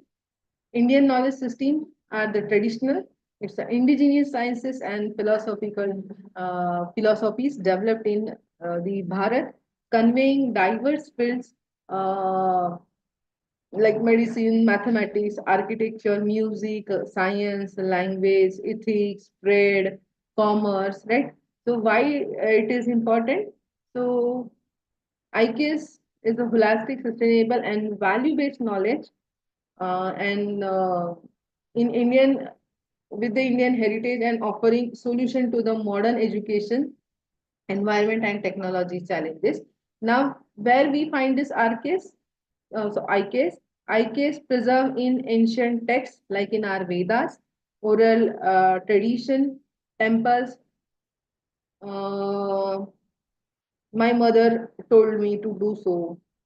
If I ask my mother, who told you? She also replies that my grandmother told or my mother told. So by tradition and means like पिढ्यान पिढ्या जे आपण म्हणतो oral tradition जे आहे तर त्याच्यात तिथं पण आपल्याला IKS बघायला मिळतं temples arts as I have given example we eat with our hand म्हणजे पूर्ण हाताने खातो आपण म्हणजे इथं पण आयुर्वेदा आहे कन्सेप्ट आहे आयुर्वेदाचा पण हे आपलं ट्रेडिशन आहे arts, archaeological sites, and cultural practices across the India. Here we can found the IKS. Now, moving next to my slide, where did IKS originate? IKS dates to the Vedic period, evolving through classical and medieval times, influencing global knowledge through the connections, through the continuous development over the millennium. Who contribute to IKS कौन contribute कर सकता है IKS को और किसने who has contributed और कौन कर सकता है इसके आगे भी तो ऋषियों ने कंट्रीब्यूट किया है scholar scientist artist like Aryabhata Sushruta Panini Kautilya has contributed and many more has contributed significantly to the IKS और इसके आगे कौन कंट्रीब्यूट कर सकता है तो teachers like you and I can contribute student can contribute researchers can contribute to this IKS so this was the takeaway you can say from the session 1 so I think all of you are getting it am I right am I right are you getting it Okay. So you can consider as this is the takeaway. What is IKS? Why IKS important? Where IKS found? When did IKS originated? And who has contributed to the IKS? So I think I have addressed the WH question regarding the IKS in my first presentation. Let me move back to my second slide of my presentation.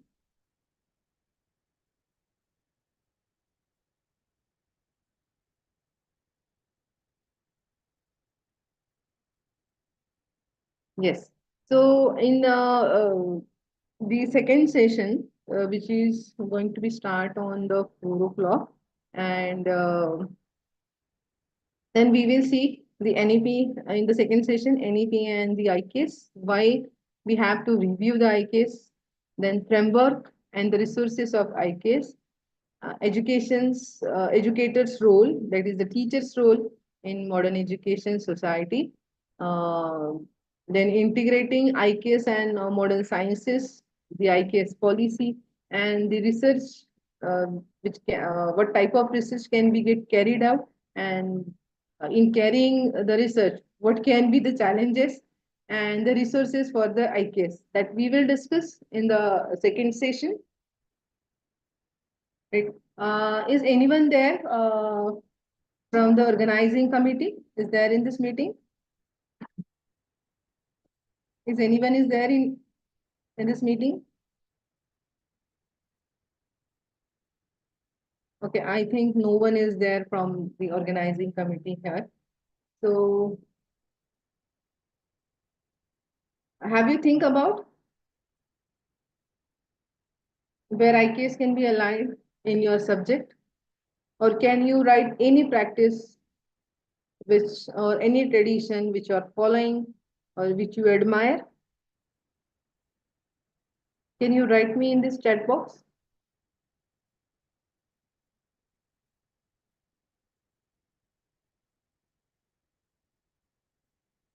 I think your mic participant mic is off. Am I right? Please participant mic is off. Okay, you are in mute. Oh, okay, your mic is muted. So can anyone write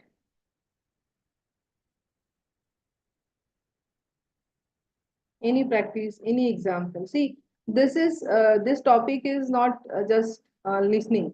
It is through discussion we can find the solution, or through discussion we can discuss about the IKS, or we can make a plan how to integrate in the education. Even though the UGC has provided the guideline, has provided the curriculum, that how you can or what topic you can consider, but we have to run it in our institution. So while running, we have to face the challenges. So we people have to discuss, right? If we discuss, then something fruitful will come out of it, and that which is feasible, and which is in win-win situation, we can work in our institute, right? So that's why I'm asking you people, kindly share something. What do you think about the IKS?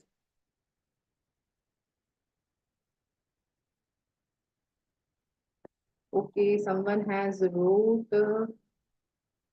something. Okay. I know it is difficult to write, but I'll try to read it. Mahesh sir has written, indigenous communities in India have developed sophisticated, yes, water harvesting system, yeah, that are still relevant today. Yes, yes.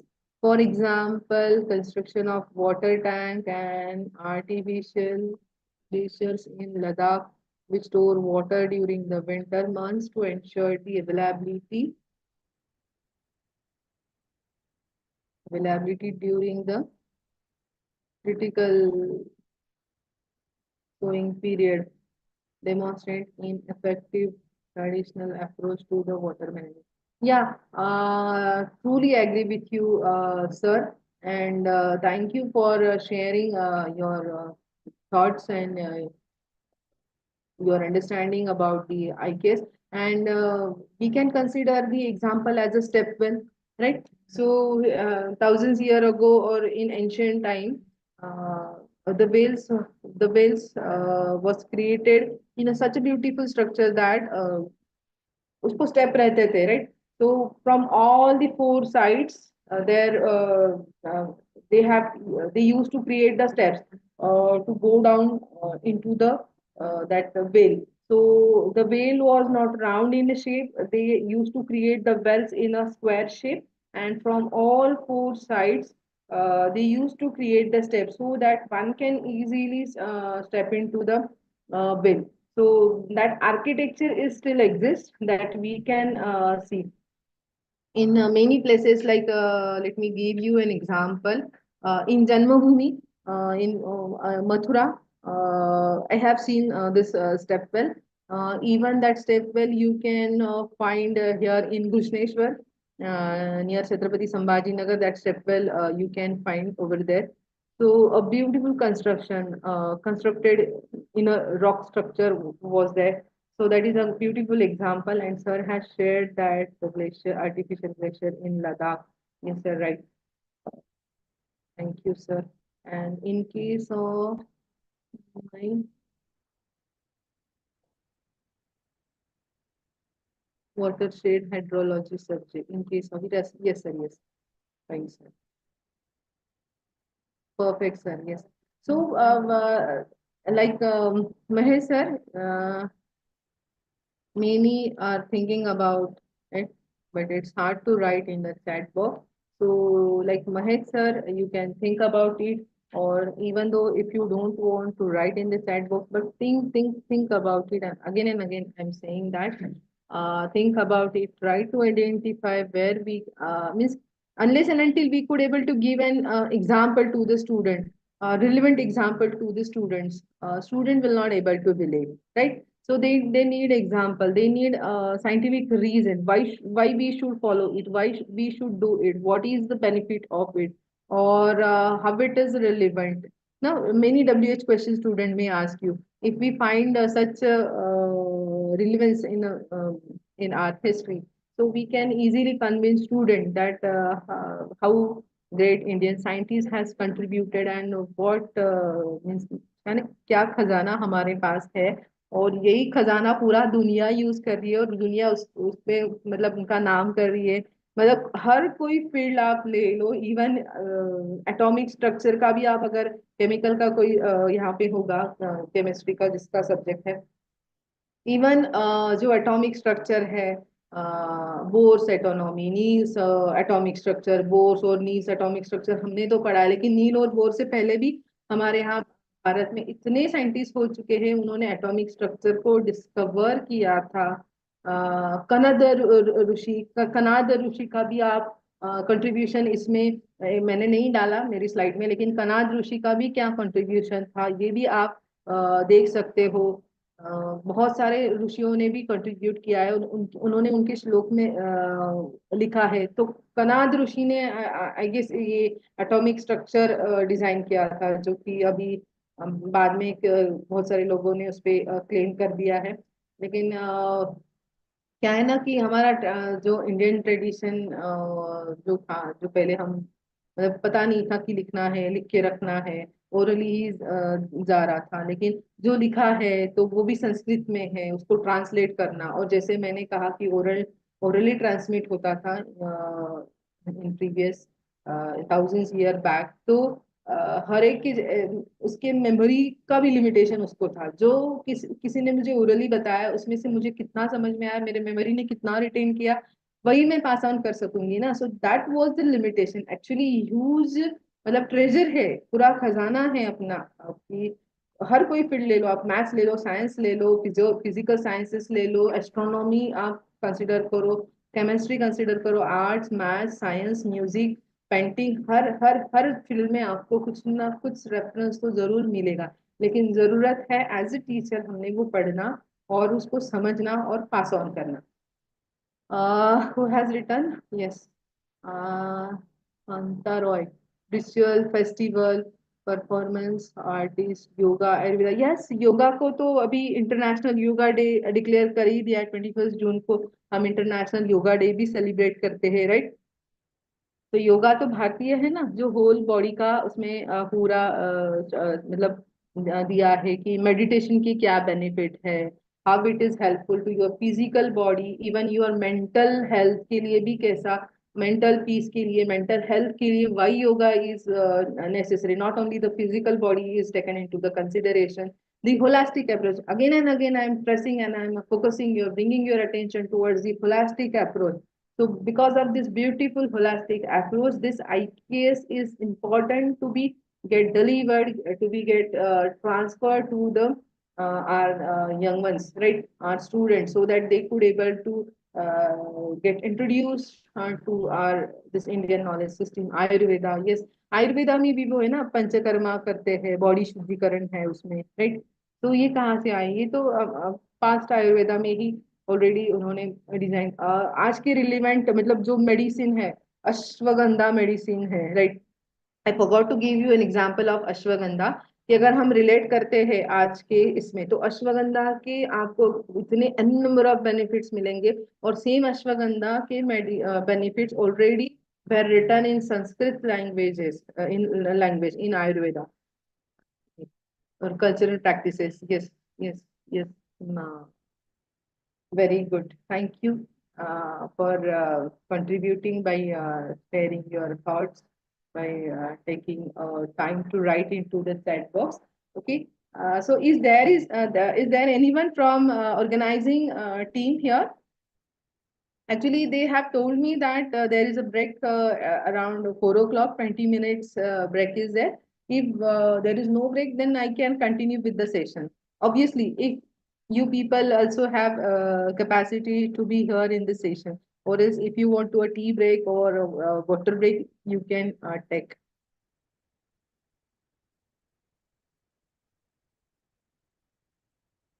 Okay, we'll wait. Uh, Let me talk to the person from organizing committee, or else we can continue. It will be fine if we continue. It will be okay if we continue. Can you write me in the chat box? Yes, okay. Can we continue? Okay, okay.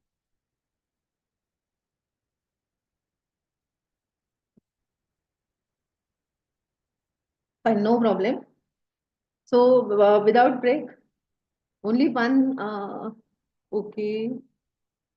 Yes, one, two, three people has replied. What about the others?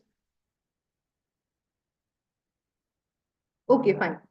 Uh, yes. Okay. So let me continue.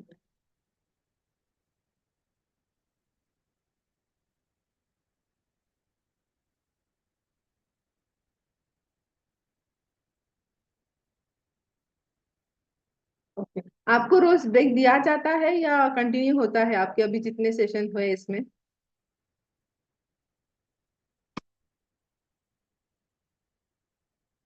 Okay fine. So irrespective of कि आपको break मिलता है नहीं मिलता है, you are saying that you are okay with if I continue. So let me continue with my second session. So we have discussed about the takeaways from the first session. Then, and now let's start with the second session, that NEP and the IKS, right? Uh, Foster inclusive quality education and lifelong learning, promotion of local languages. That's why I am using sometime Marathi, sometime Hindi as per your requirement. क्योंकि जो भारतीय ज्ञान है, भारतीय ज्ञान है, वो better है कि हम अपने ही भाषा में उसको समझे, अपने ही भाषा में उसको डाइजेस्ट करने का प्रयास करें, सो दैट जो जितना हमें अपनी मातृभाषा में समझता है वो किसी और लैंग्वेज में नहीं समझ सकता. That's why promotion of local languages it's important. University is aligned with the substantial development goals, that is the sustainable development goal SDGs has declared, and to achieve that that is SDGs goal, universities are trying their best. IKS indigenous learning method across the generation, research in traditional system. So guiding light for the NEP, uh, rich heritage of ancient and eternal Indian knowledge and the thoughts, knowledge of India, uh, that is knowledge from the ancient India and its rich contribution,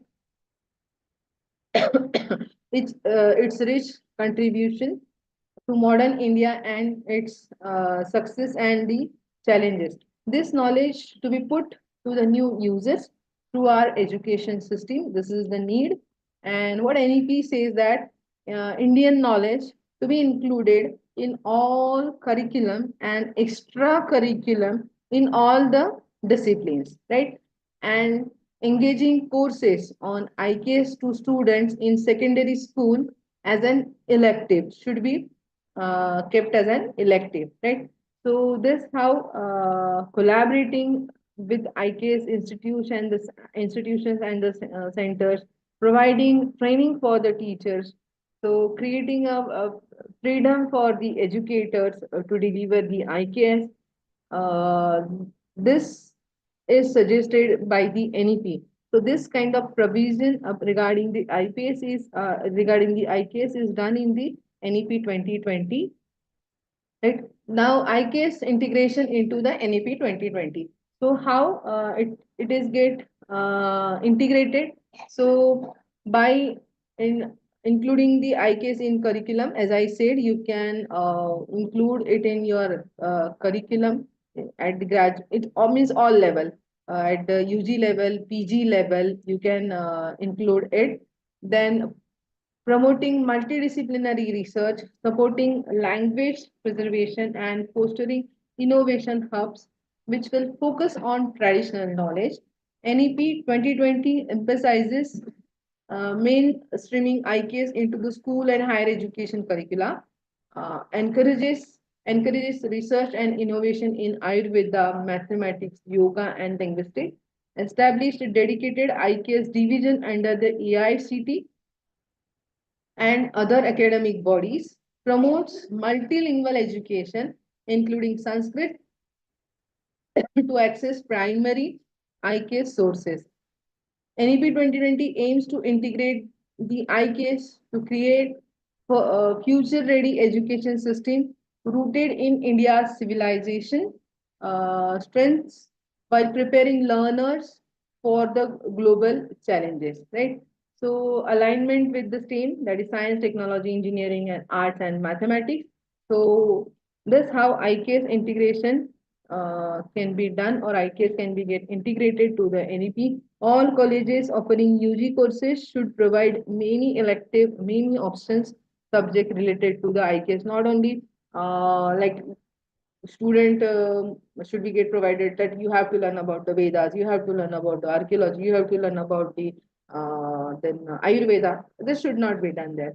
Many electives, many there are many things which you can consider as an IQS. There are lot many parameters, lot many criteria you can put over there, lot many options you can provide to the students, so that student, as per their choice, can choose the subject.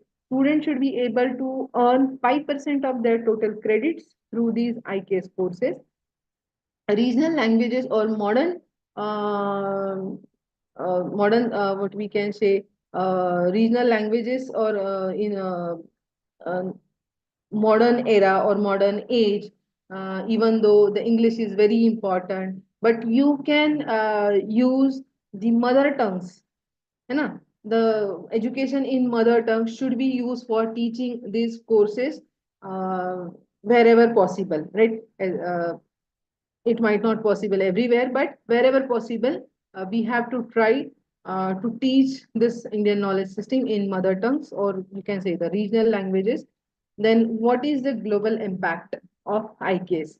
If we look at the global impact, so this ICAS is not a local, it's not a traditional, it's not only the religion based, but it has created the global impact, right? tra- Traditional medicine and healthcare. Ayurveda, Siddha, Unani, and Yoga have influenced the global healthcare practices. So, how? Just now we have discussed that yoga has become a worldwide wellness movement, declared International Day of Yoga by the United Nations. All we know that the 21st June is declared as a International Yoga Day, and Ayurvedic principles like the quantity that we can say, how much quantity in how much quantity the medicine should be get delivered, and by identifying what kind of dosh is there, है ना? Then natural, what can be the natural remedies are there, are increasingly incorporated into the holistic health practices across the US, Europe, and even the Australia. Mathematics and sciences. Zero invented by Indian mathematician Aryabhatta revolutionized mathemat mathematics and modern computing, right? Decimal system, algebra, and trigonometry were first developed in India and then transmitted to Europe via Arab scholars, right? Then Srinivasa mathematical theories are still studied for the advanced research. So this is the global impact, and moreover, astronomy and the space sciences. Ancient Indian astronomer like Aryabhatta and Varamira mapped planetary movement with the remarkable precision. India's contribution influenced Middle Eastern and Western astronomy during the Islamic Golden Age. It is said that during Islamic Gold Age, the India's research, astronomical and space research, has influenced the Middle Eastern and Western astronomy. Then metallurgy and engineering, as earlier I have given the example of the pillar which is there in Delhi. I guess 2300 ago it was constructed, and which is a rust free, means a rust resistant iron pillar is an example. And ancient water management system, step wells, then canals, are today cited in global sustainable architectural models. Philosophy and spirituality. Indian philosopher like Vedanta, Buddhism, and Yoga Shastra shaped global spiritual and psychological thoughts. Thinkers like Schrodinger and Heisenberg. I guess uh, Schrodinger scientist was awarded by the Nobel Prize. I guess if I am not wrong, then I guess in the year of 1933. He has been awarded with the Nobel Prize for his research in the physics. Then Heisenberg is a scientist from German, and Carl Sagan, he's American scientist. These scientists acknowledge acknowledge Indians' philosophies influences on their scientific world view. Education models. Ancient Indian universities like Nalanda, Takshashila inspired models for the multidisciplinary education now which is found worldwide. Nalanda was the world's first true residential university, attracting students from Korea, China, Tibet, and Middle East. Literature and languages, Indian epics. Someone told that they belongs to the Marathi. So the language department can also look into this Indian epics and can try to identify what kind of values have been taught in this literature, in this Puranas, in this Mauranic Kathas, and how it can be related or how it can be applied in this current age. Mahabharata and Ramayana are studied globally not just as a literature but also leadership, ethics, and diplomacy lessons. Sanskrit is now recognized as a scientific and structural language. Some say it is ideal for the computing logic which nowadays we are using. Then traditional arts and music. Indian music influence global jazz and contemporary music. Classical dance forms like Bharatnatyam and Kathak have inspired the modern dance globally. Indian arts from Madhubani arts, Varli painting have been found audience in the global exhibition. Right. So one more painting nowadays famous. What it called? A very fine picture which is drawn with the help of black paint. I forgot that name. If anyone can remember, can write me in the chat box, which is nowadays very famous. Used to draw with the pen. That painting is somewhat related to the Varli painting. It is that is again an Indian art. Sustainable living and ecology principles like we can consider the eco-centric living room means Vastu Shastra, Indian tradition now centered to the global discourse on climate change and sustainability. Then global recognition, UNESCO has recognized yoga, Ayurveda, and many Indian practices, intangible cultural heritage of humanity. Even our Vastu Shilpa, Ellora, and Ajanta have been every year have been visited by the many foreigners in order to study what kind of architecture is there and how beautifully the carving is done. And the global concept is of the we Indian used to follow or we Indian used to believe is that Vasudeva Kutumbakam, right?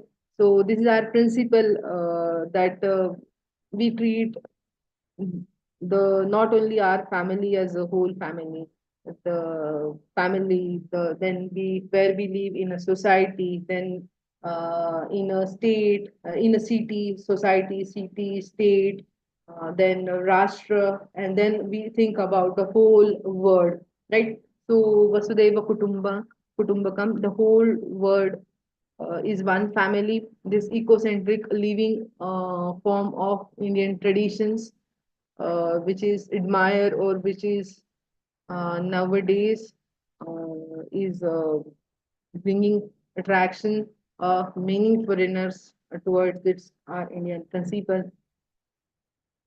They are trying to believe in this our principle. Then what are the educationalist policies? This teacher responsibility उसमें क्या हो सकती है, right? Foster a sense of pride in India's rich intellectual heritage, nurturing and generation that is a liberal, we can say, moreover scientific and visionary, even visionary, ready to lead to the world as a true Vishwaguru, right? So incorporate Indian knowledge system into the academic curriculum that we have to do. Then we have to develop multidisciplinary and holistic thinkers. Then review and promote the Indian languages to enable and direct access to the ancient texts and deep understanding of traditional wisdom. Utilize uniquely Indian case studies to make learning relatable and more impactful. So for effective NEP implementation, so this thing we have to opt or we have to do. Then all colleges and universities should make efforts to start and promote the undergraduate, postgraduate courses in all areas related to the which are related to the Indian knowledge system. All students should also learn about the common philosophy that uh, connects different fields in the IKS. Students should read original text from the IKS to understand the subject deeply. To connect with the India's oral learning tradition, there should be one practical session where students learn ancient memorization techniques using small example from important texts. Courses like MA in philosophy, performing arts, theater arts, Sanskrit, logic, music, and even medical courses should be updated or redesigned to better include the IKS knowledge. This thing or this, what we can say, initiative should be taken by the teachers like you and I, managing IKS in modern science.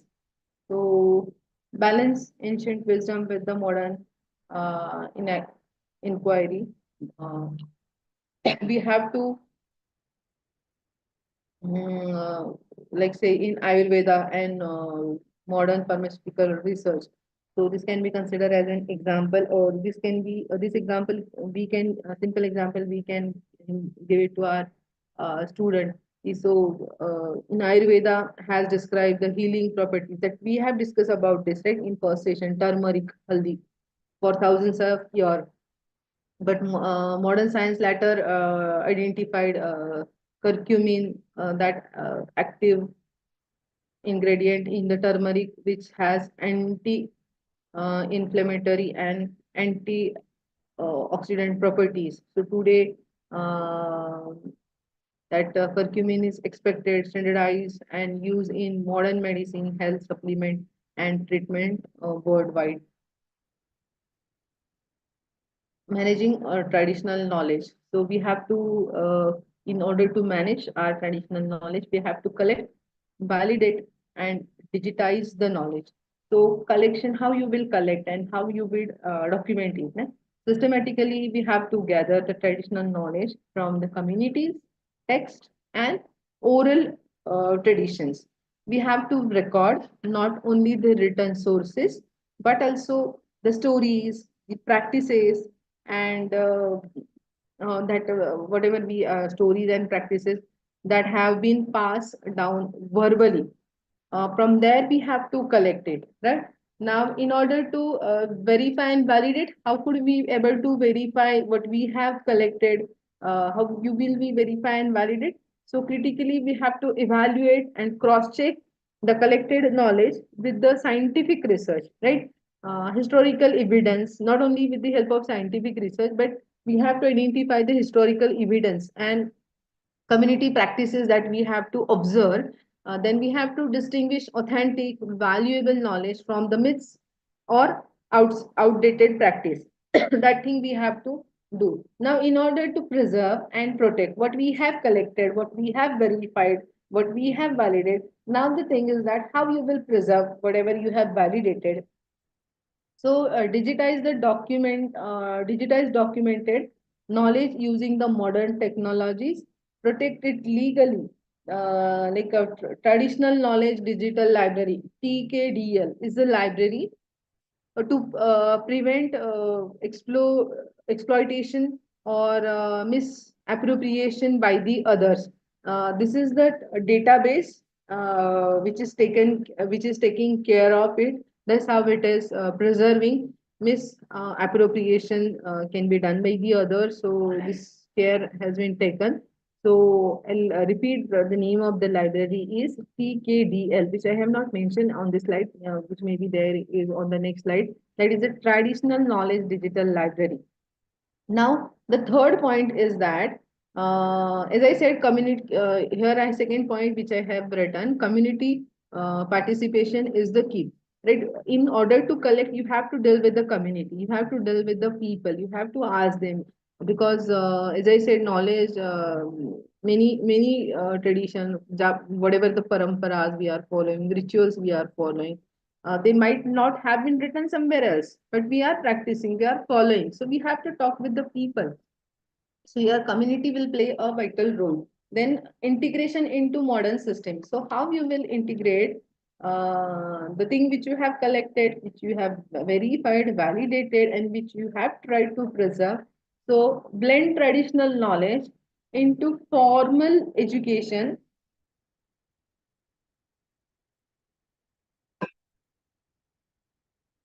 research, not only in education, but also in the research, healthcare, agriculture, and the other fields. We have to blend it. Encourage interdisciplinary studies where ancient practices complement the modern innovations, right? So this we have to do in order to integrate into the modern system. Then, as I said, community participation is the key, and or we can term it as it is a benefit sharing. Engage the original knowledge holders like local communities, then healers, uh, artisans. We have to deal with them respectfully, ensure they benefit economically and socially when their traditional knowledge is used. That we have to ensure, right? Unless and until you ensure such things, the people will not able to ready to cooperate with you. So we have to ensure that they will be get economically benefited socially, traditional knowledge can be used, right? Then, what can be the short takeaway from these three small points? Even they look small, but they speaks a lot. So, managing traditional knowledge.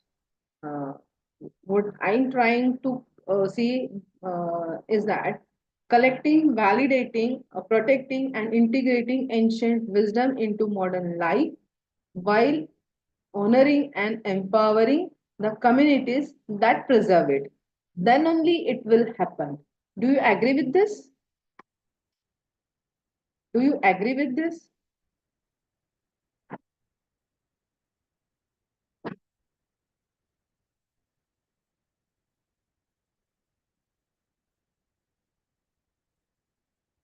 Okay, yes. Okay, fine. So, sorry.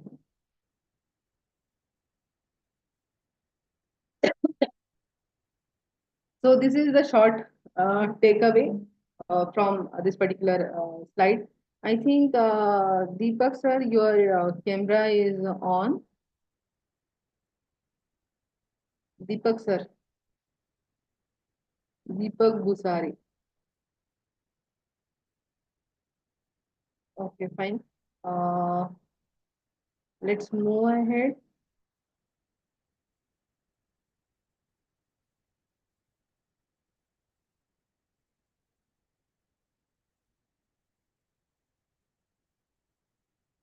with the next point is that IK's policies and initiatives, right?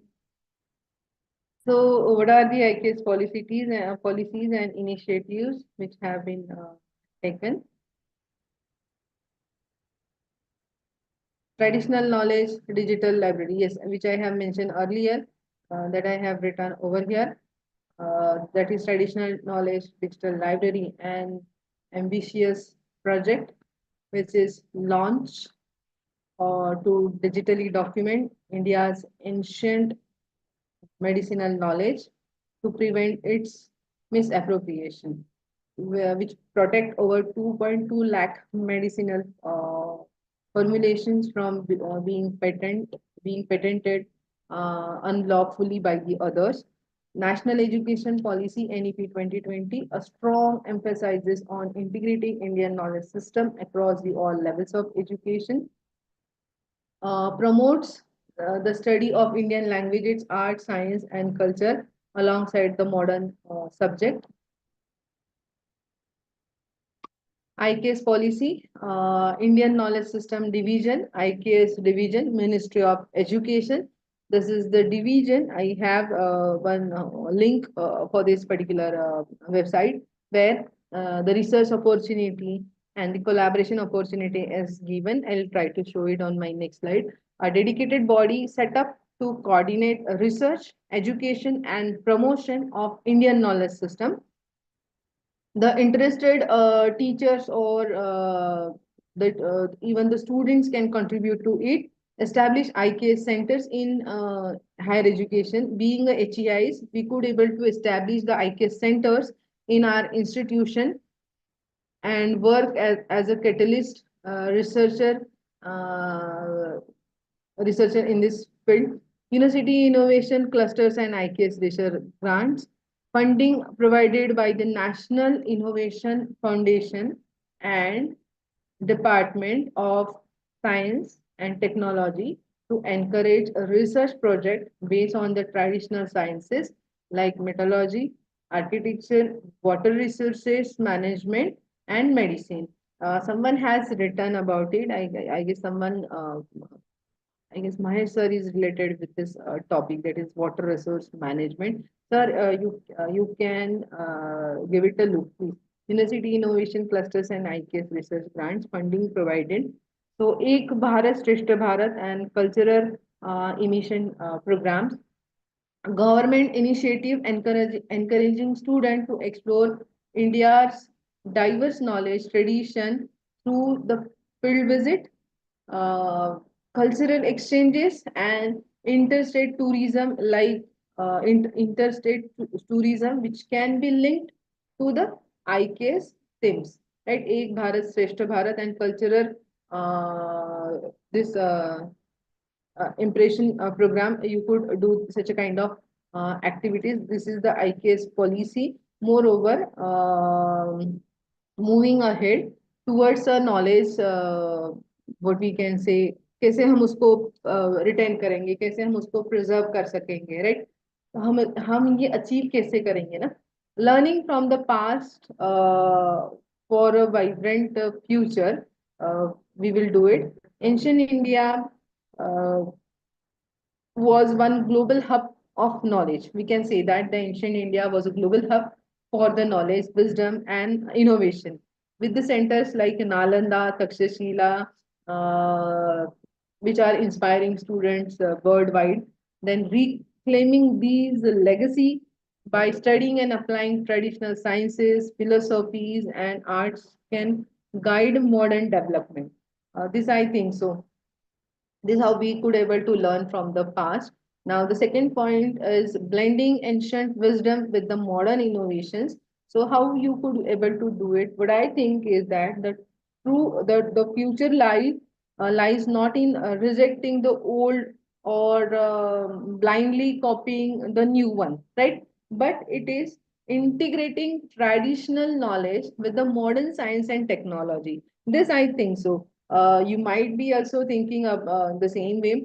This hybrid model can solve the current challenges from the healthcare and sustainability to the education and the governance. Now, the third point which I have mentioned over here is we have to review our cultural confidence. Then, as a knowledge that can be written or that can be restored, we have to restoring pride in India's intellectual heritage. It's about creating a citizens who are rooted in their culture but skilled and visionary enough to lead the to lead globally, right? Now, building a holistic and sustainable society, education must nurture. Nurture, what I mean say, nurture not only physically, emotionally, but not only physically, but emotionally, intellectually, and spiritually. Just a ancient Indian education which has emphasizes on it, right? This will lead to the society which will be innovative, ethical, peaceful, and which will be able to find the solution, that is sustainable solutions, right? Then integrate culture, tradition, and innovation. So by harnessing the power of its timeless wisdom along with the contemporary skills, India can once again emerge as a global leader in knowledge, innovation, and ethical living. So, towards this knowledge retaining part, then integrating the things which we have, a true knowledge renaissance blend accident not accidentally sorry I used a wrong word what I trying to saying is that this term renaissance is means just we have to blend what we have, what ancient knowledge we have, ancient wisdom with the modern innovation to build a holistic, visionary, and sustainable future for Bharat and even for the whole world. This I can say. Now, moving ahead, how to conduct an extensive research on IKS. Explore primary textual sources. We have to find the ancient Sanskrit, Prakrit, and regional language texts. We have to study the manuscript, then there the textual materials or what things have been preserved, and we have to study it. We have to do a critical analysis about it, the rich sources, the materials which we have in written form, that we have to review, that we have to analyze, engage. We have to engage, analyze, and how it is applicable, and how we can put forward in this modern age, that we have that method we have to identify, we have to analyze, we have to interpret it. So this how, by exploring the primary textual sources and converting it into or transforming it into a simple languages, or trying to find its applicability, this is how we can able to contribute in this kind of research. Engage in the field research, interact directly with the traditional knowledge bearers, such as Vaidya. In Ayurveda, the doctor is called as a Vaidya, then which is termed as a healers. Then artisans, temple scholars, and the gurus visit heritage sites, ancient temples, rural craft centers, and living cultural hubs to observe the practices that they are using. Then foster interdisciplinary collaboration. Collaborate with the experts from the field like science, history, linguistic, uh, archaeology. Integrate modern scientific methods with the traditional framework to validate and reinterpret ancient knowledge. We have to utilize the digital resources and technology, that whatever the scripts have been digitalized, epigraphy databases, and dedicated IKS platform, apply modern tools such as data analytics, artificial intelligence, and GIS mapping to organize, analyze, visualize traditional knowledge system. Share and we have to share the research. So there are many ways by which we could able to share present findings uh, at seminars. We could able to share in many ways, as I said, whatever let's say you have explored about the IKs, whatever you have studied about the IKs, whatever you have come to know, or any particular concept or any particular IKS pillar which attracts you or which insists you or any kind of inspiration you have to study about it, so that your thoughts, your findings, your exploration you can present in various webinars, seminar, conferences, and that is not only just orally in PPT, but through the help of your publication. Specialized IKS journals are there, many specialized IKS journals are there. Any stream teacher can study it and can draft it and prepare the paper and can publish it in IKS journal, contribute to the open knowledge repositories, influence policy papers, and develop education resources to ensure the wide publication of IKS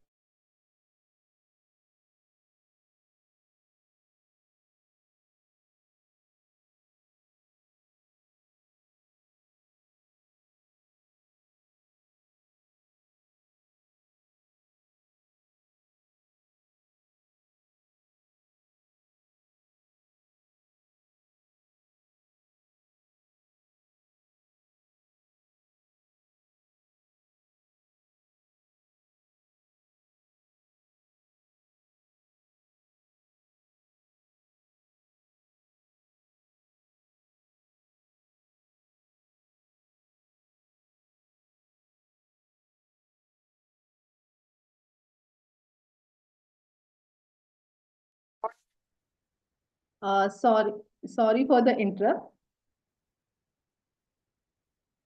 Hello, am I audible?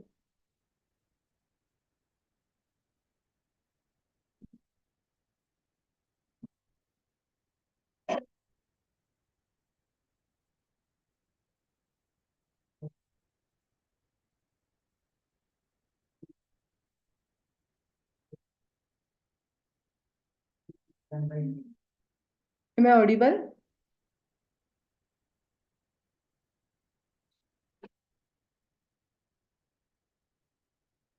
Okay, let me share once again. Okay. Due to the power cut, I lost my connection. So,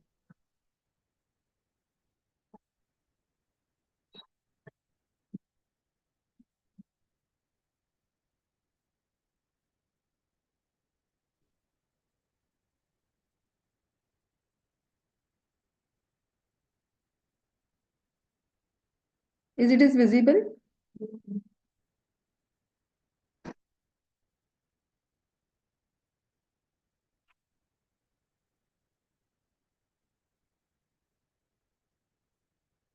Okay, fine. So we were discussing about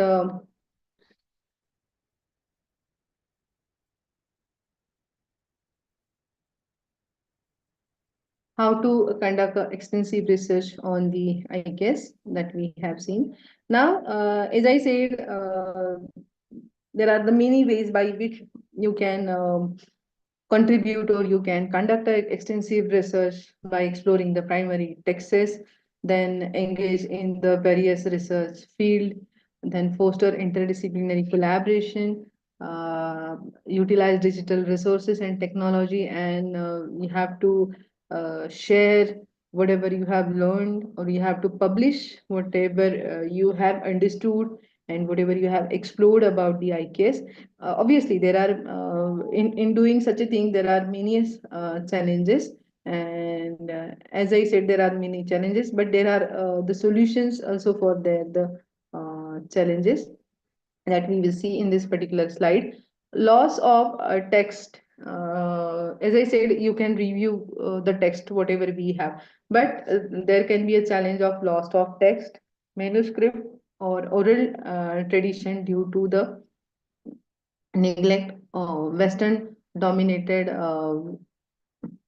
epistemologies marginalizing indigenous knowledges, lack of standardization and scientific validation is there. So these challenges may be there, but don't worry about it.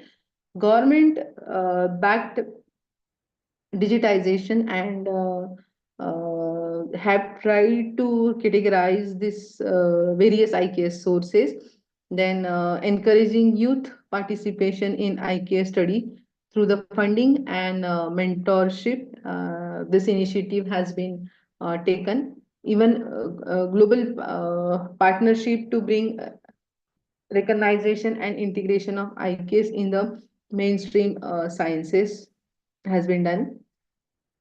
Then what could be the resources for the IKS? So the first point is the guideline. So the guidelines is provided by the UGC that we will give it look later on. So AICT and IKS integration. AICT is actively working to incorporate Indian knowledge system into the technical education, fostering and awareness, fostering and awareness.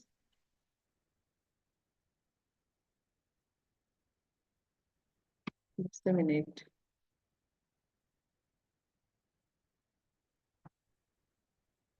Fostering awareness. Am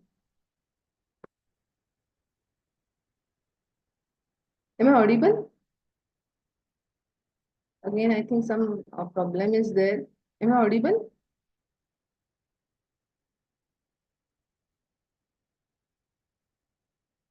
Okay, fine. I think so. Don't know.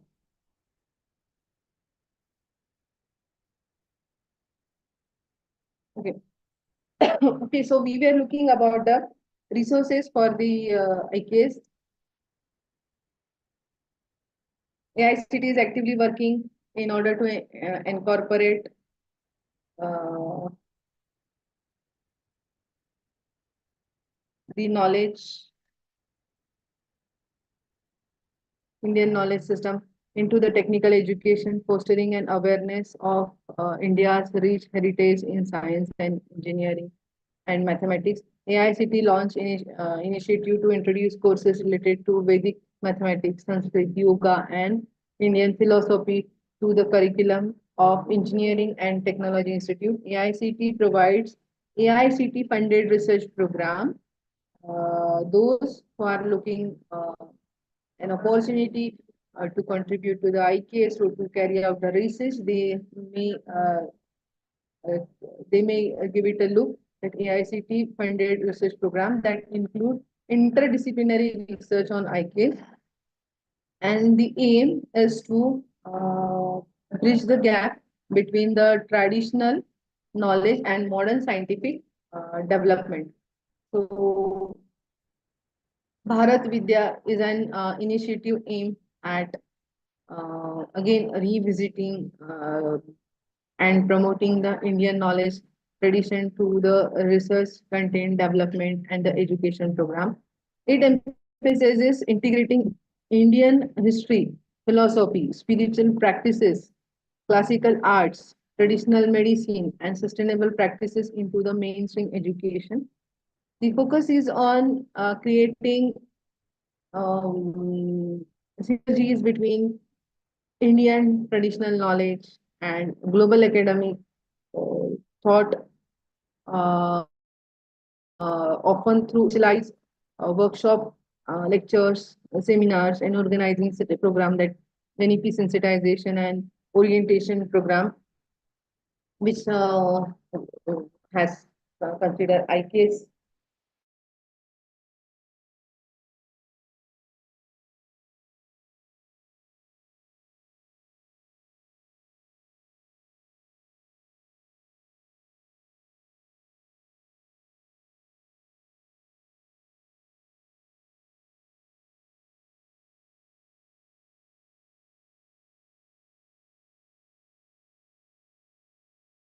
Texts like Vedas, Upanishads, Puranas, and Ayurvedic manuscript.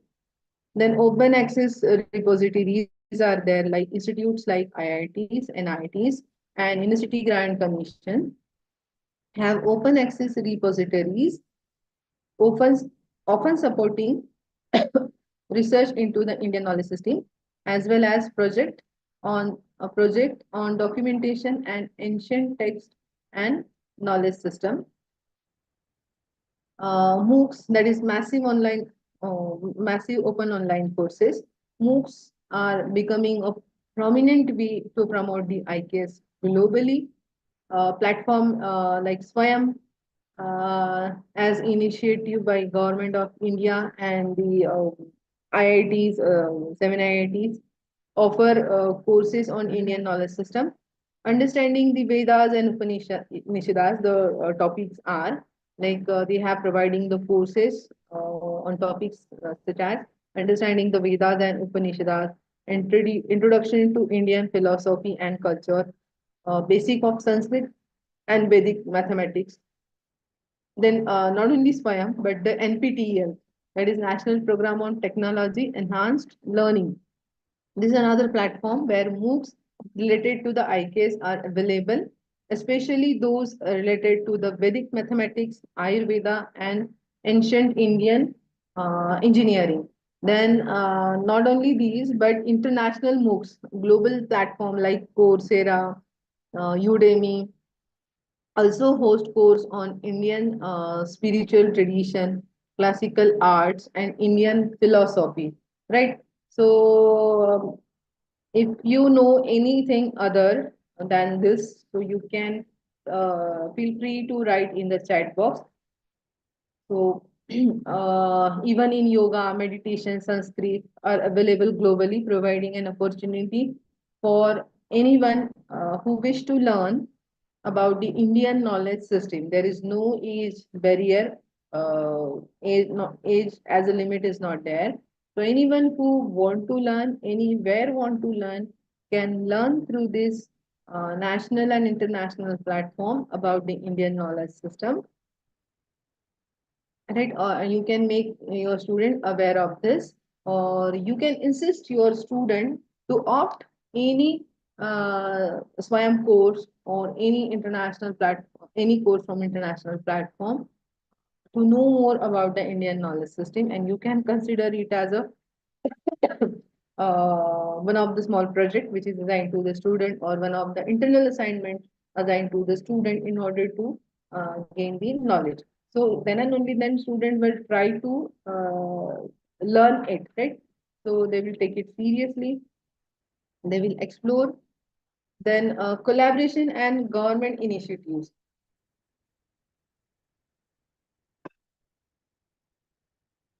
The Ministry of Education in India, through the IITs and NITs and other institutes, has supported the various programs to integrate the IKS into mainstream academia. These collaboration often focus on the research, publication, and the creation of online content. Government bodies like IGNCA, that is Indira Gandhi National Center for the Arts, and ICHR, that is Indian Council of Historical Research, also work on preserving and promoting the traditional knowledge systems through publication, exhibition, and educational outreach program. So here, Indian Knowledge System Division, that is Ministry of Education. I'll click on this link.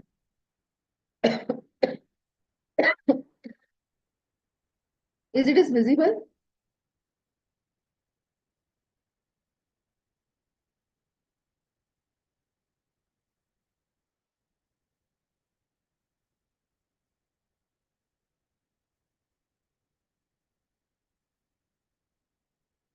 Is it is visible? Okay, fine, visible. No? So here, this is Indian Knowledge System Division, Government of India. So here, IKS Institution Internship Program is announced, and those who are interested can apply. Now, who can apply? The teachers to the detail is given here. The browser is attached here. And not open that browser. Those who are interested in this can search it if you want. So I can post this link directly in the chat box so that you can uh, give it a look if you are interested. So announcement of program, the date was given 30 March, and the application date is April 30. That is, those who are interested still have chance. or if this time you lose the chance, next time you can think of it. The browser is attached.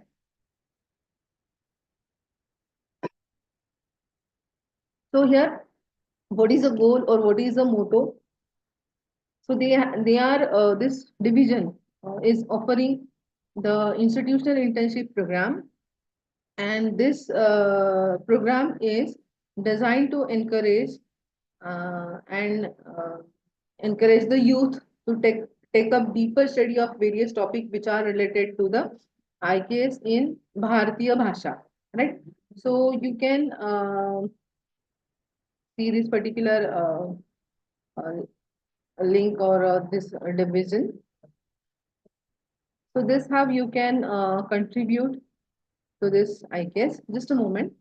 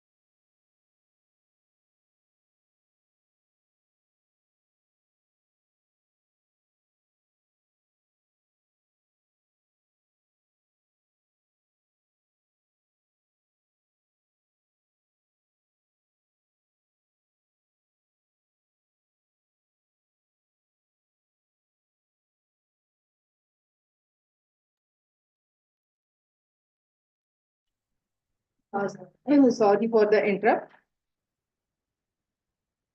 If you able to hear me, shall I continue?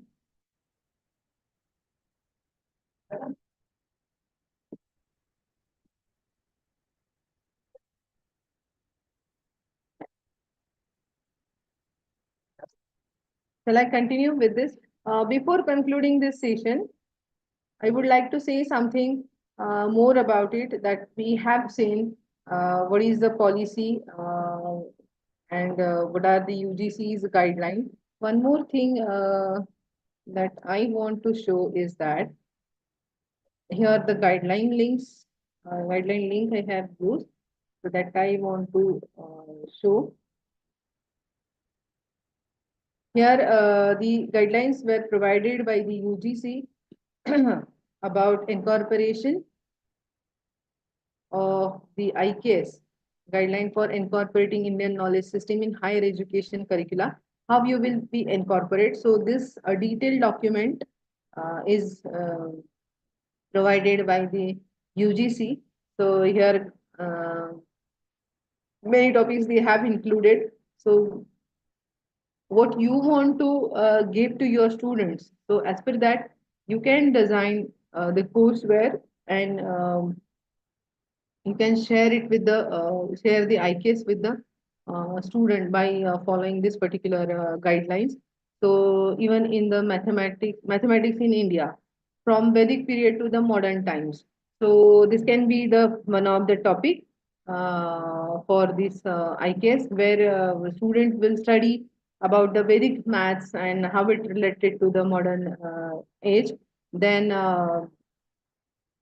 basics of Indian astronomy. So here student will learn about the different units of time discussed in the texts, what were the time measurement instrument were used by the uh, scientists, and how they have created the spherical trigonometry, then what formula, square, diameter, how they used to calculate. So then altar creation, what measurement they have used in creation of beautiful altars. So that you can teach to your student, and even introduction to the Indian literature. So there also you can consider the many points, like modern curricula of courses in Indian knowledge system, introduction to IKS, and health sciences. Even you can introduce this IKS. So a detailed guideline is provided by the UGC that you people can give it a look and try to contribute it.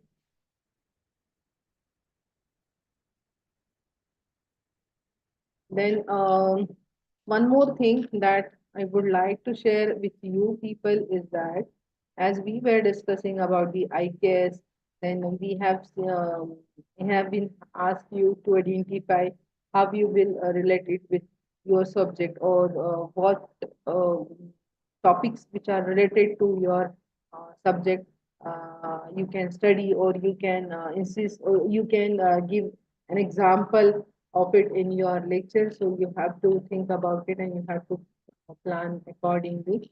Right. And one more thing is that interdisciplinary approach must have been taken into consideration, right? When we say we have to spread the Indian knowledge system. And one more thing is that in CBSE has begun, even in school level, CBSE has begun introducing a special model and books that focus especially on the Indian knowledge system in the subject like civics, ethics, philosophy, uh, dharma means the ethics and it's relevant in the modern world.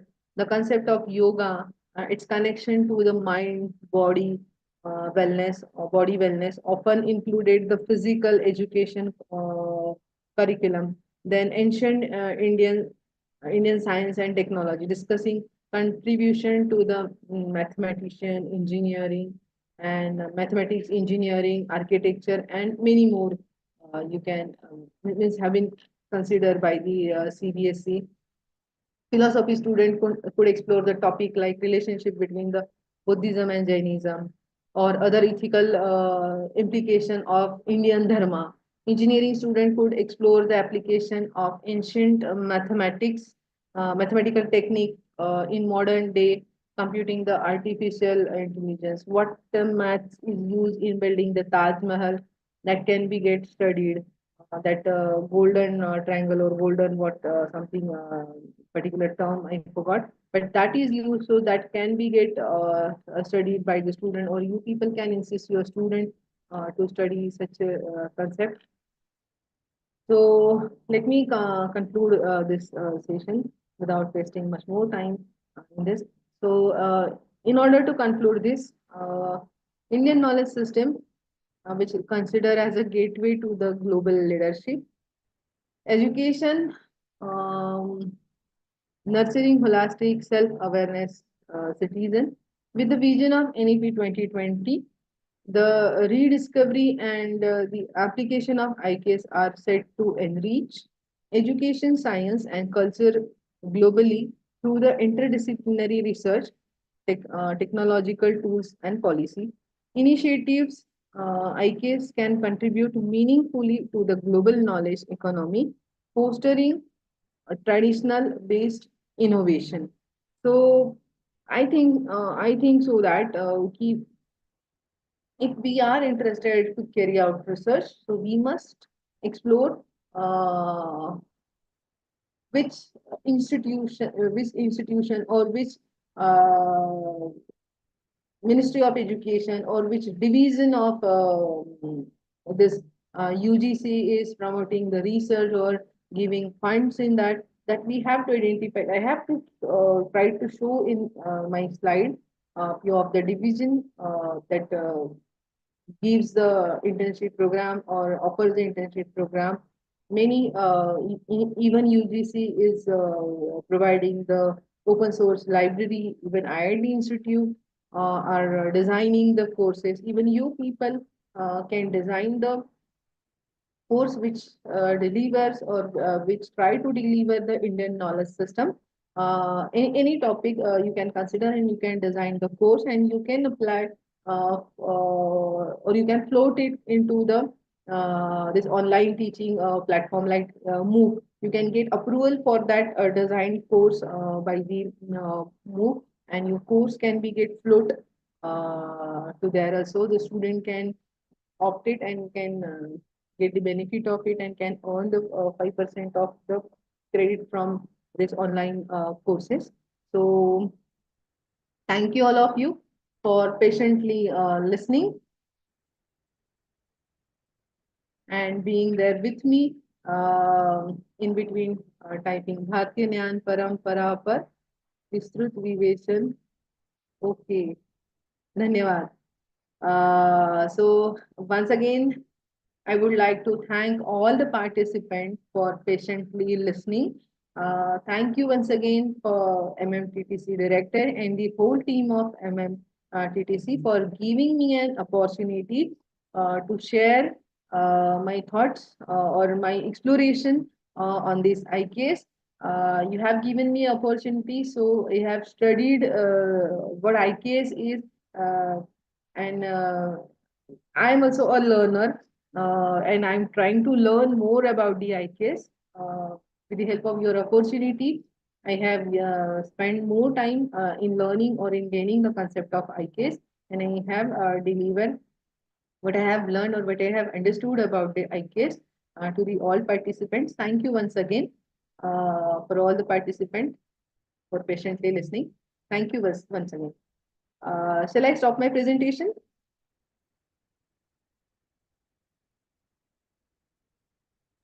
Is there anyone from organizing team? Is there anyone from organizing team?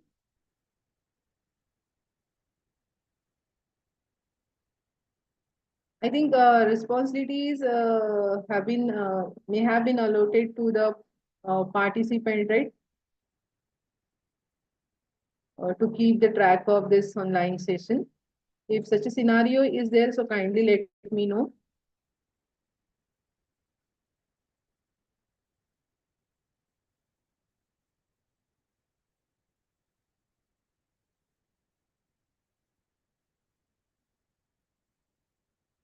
Okay, no one is there, I think, in this meeting.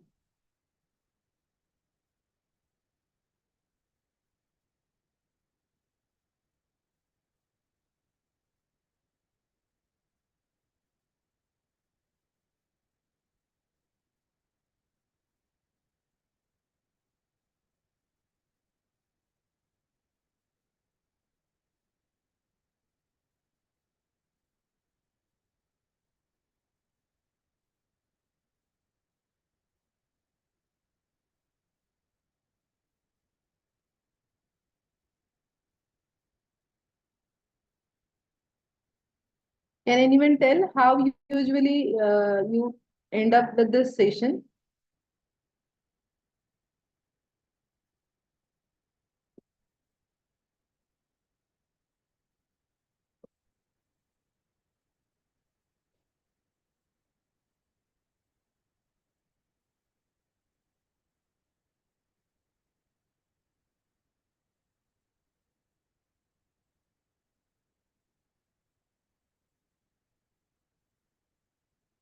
Okay, well, so we have to inform, and usually someone from SVC is there. Okay, I'm looking for that fellow, but unfortunately, no one is there in this meeting. So just a minute, huh? We have to inform them so that you and I both we can leave the meeting. So without informing them, we can't leave. So just a minute. Yes, yes, yes. I'll call.